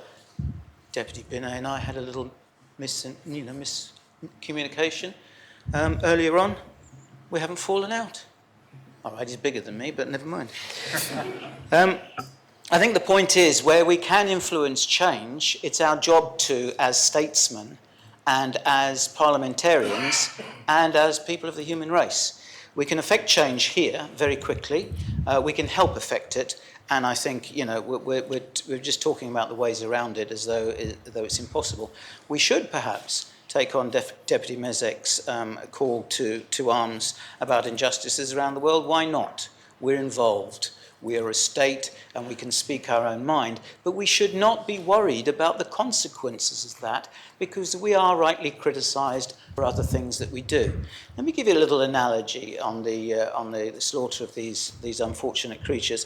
Supposing the Jersey cow was feral over the last 500 years, and we had to get rid of a couple of hundred of them every year, and we drove them into the sea and we battered the living daylights out of them instead of taking a more humane situation, we would expect to be criticised by fair, right-minded people. Why can't we criticise the Faroe Islands for their practices that they've continued to do? And I think the next generation of Faroe Islanders and the next generation of Jersey parliamentarians would expect, and probably expect, the whole situation to die out. And if we can push that closer to the edge, let's do it. Thank you. Thank you, sir. And just to come in briefly with my observations and analysis of what the situation is in the Faroes, it seems to me, sir, that this practice has been going on, as is explained in the report, for many, many years, probably originally to provide food, and it was done with the aid of sailing vessels and rowing vessels to round up the animals, fishermen using their knowledge so to do. Now, of course, sir, and we see in the pictures, we have fast motorboats, we have modern technology, and the fishermen or leisure boating people will target the species they want to drive onto the beach, and almost gets to the stage where it is no longer fair. It's not fishing, it's sport. The counter-argument could be so that we actually do the same here with fish in our waters. Fishermen will target particular species of fish at certain times of the year, but of course they will disappear into nets, and it's not quite as concentrated as this might be. I think the message is, as the previous speaker said, it is perceptional, and certainly the perception of the Faroes continuing to use these practices is far from good, and it leads me, sir, to support the proposition. Right, does any other member wish to speak on the proposition? Deputy Felton. Thank you, sir. I think, like a lot of members, I'm finding this very difficult because of my own personal feelings and trying to balance up what this means on an international stage for the island. So I've been on a bit of a thought journey through this debate, and thank the speakers for their inputs so far. I think it's that there were probably better ways for this proposition to have come forward, but on balance, I think I will vote for it. But what I will ask is that perhaps what we do into the future is look at practices that we aren't prepared to accept on an international footing. So it actually doesn't matter that it's the Faroe Islands being named in this particular proposition. What we're saying is that if any country was to be undertaking this practice, we would be taking the same stance. And potentially what I would say to government is if this does go through today, what the Assembly will be saying is we don't agree with this particular practice, and potentially in the dialogue that the government then has with the Faroe Islands, it could have internationally when we're having conversations with other countries as well, to make it absolutely clear that this isn't about the Faroe Islands, this is about specific practices and animal cruelty. So I think what is useful about this debate is it does show that there is a strong sense of feeling among members around practices, and Deputy Mezek mentioned some just in his speech that we would be wanting to condemn. And it may well be that it would be useful for us as an Assembly to decide, you know, ahead of us having, very often we go and we speak with people from other parliaments, but actually having a decision made by the Assembly about certain practices might actually be quite useful when we are having that international dialogue. But I think for me, it's unfortunate that this particular one identifies a single jurisdiction, and I would prefer to be voting on a proposition that was actually on the practice itself, rather than based on a single jurisdiction. So I'd ask any member, if they're bringing forward such propositions in the future, that perhaps we consider that sensitivity, because obviously international policy, it is complex. And I think there are a number of us that disagree with this particular practice and will feel, as we have to vote with our conscience, we will support it. But also we feel uncomfortable about how that looks around the relationship between the island and the Faroe Islands, who have been specified within this particular proposition. So on balance, voting with my conscience, I will vote for it, but I would ask the government, if it does go through, to make it clear that this is a practice that we wouldn't be supporting in any jurisdiction, and perhaps it could bring a proposition to that effect to kind of rectify an anomaly here. Thank you. So, I'm aware it's nearly time. Can I ask that when we propose that we carry on till we finish? Yes, I was about to literally to raise the question of timing now, because there's clearly not time for even one more speech. It might be helpful if members indicate, anyone who's not spoken, if they're intending to speak. At least 2 members wish to speak, and of course there will be the response from Deputy Farnham. Very well. The proposition is that we can carry on until we finish. Is that the proposition? Is that seconded? Yes. Does any member wish to speak? So might I remind members that several months ago, I believe it was in the previous Assembly, we resolved to decide by lunchtime whether we were going to stay later. And the reasons for this have been well rehearsed because of people who have children or other caring responsibilities who cannot simply stay later if there is somebody who depends on them waiting for them. And by at such late notice making this decision, we risk disenfranchising members that do have caring responsibilities and need to leave. It happened yesterday, and I wish it hadn't, and I don't think we should be continuing this evening. We do have a continuation day tomorrow morning. I know it's an inconvenience, but the principle remains that we should not be disenfranchising people with caring responsibilities. Very much, Deputy Kovac. On the same ground, I just wanted to say that I would happily continue, but if I do so and I don't leave in about 10 minutes, my 6-year-old would remain strained at her dancing activities because we don't have any other support which could collect those children. And if we don't know in advance, we can't arrange.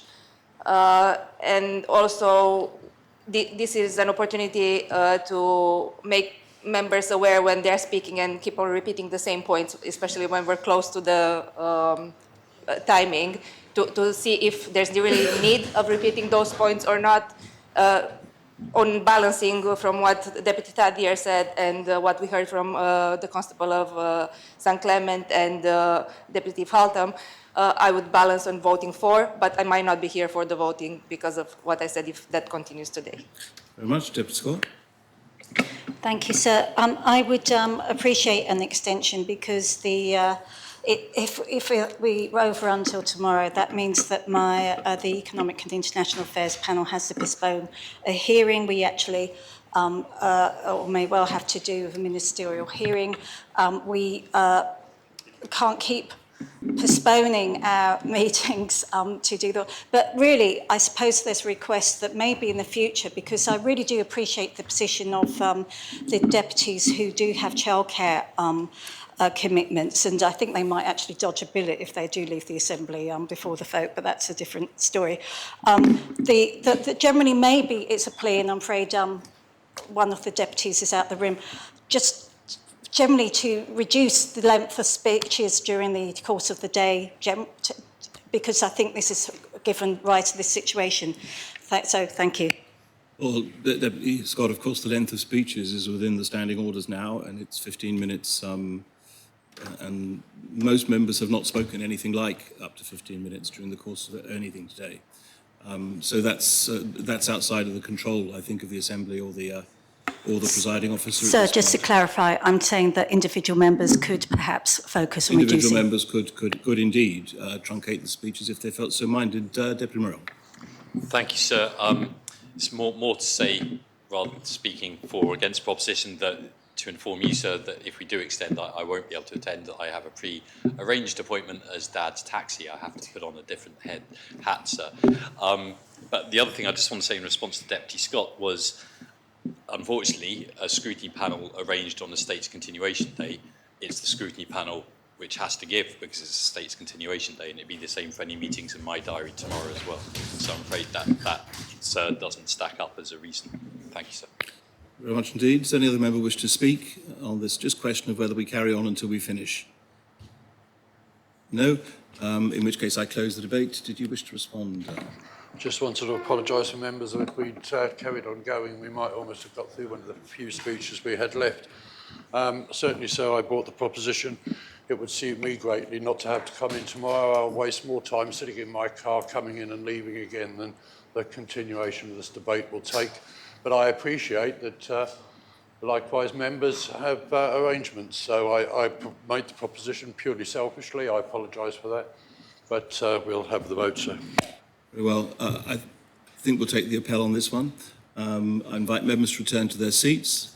A vote pour is to continue until we finish this, the last item of public business, and the Assembly is concluded in other respects. A vote contre is that we will, I will put then the question of the adjournment immediately.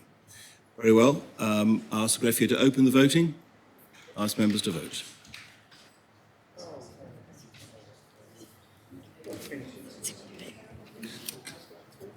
Members have had the opportunity of casting their votes. Then I ask the greffier to close the voting. The proposition has been defeated, 16 votes pour, 28 votes contre, no abstentions. Accordingly, we do not continue until we finish. Is the adjournment proposed? Very well, the Assembly stands adjourned until 9:30 tomorrow morning.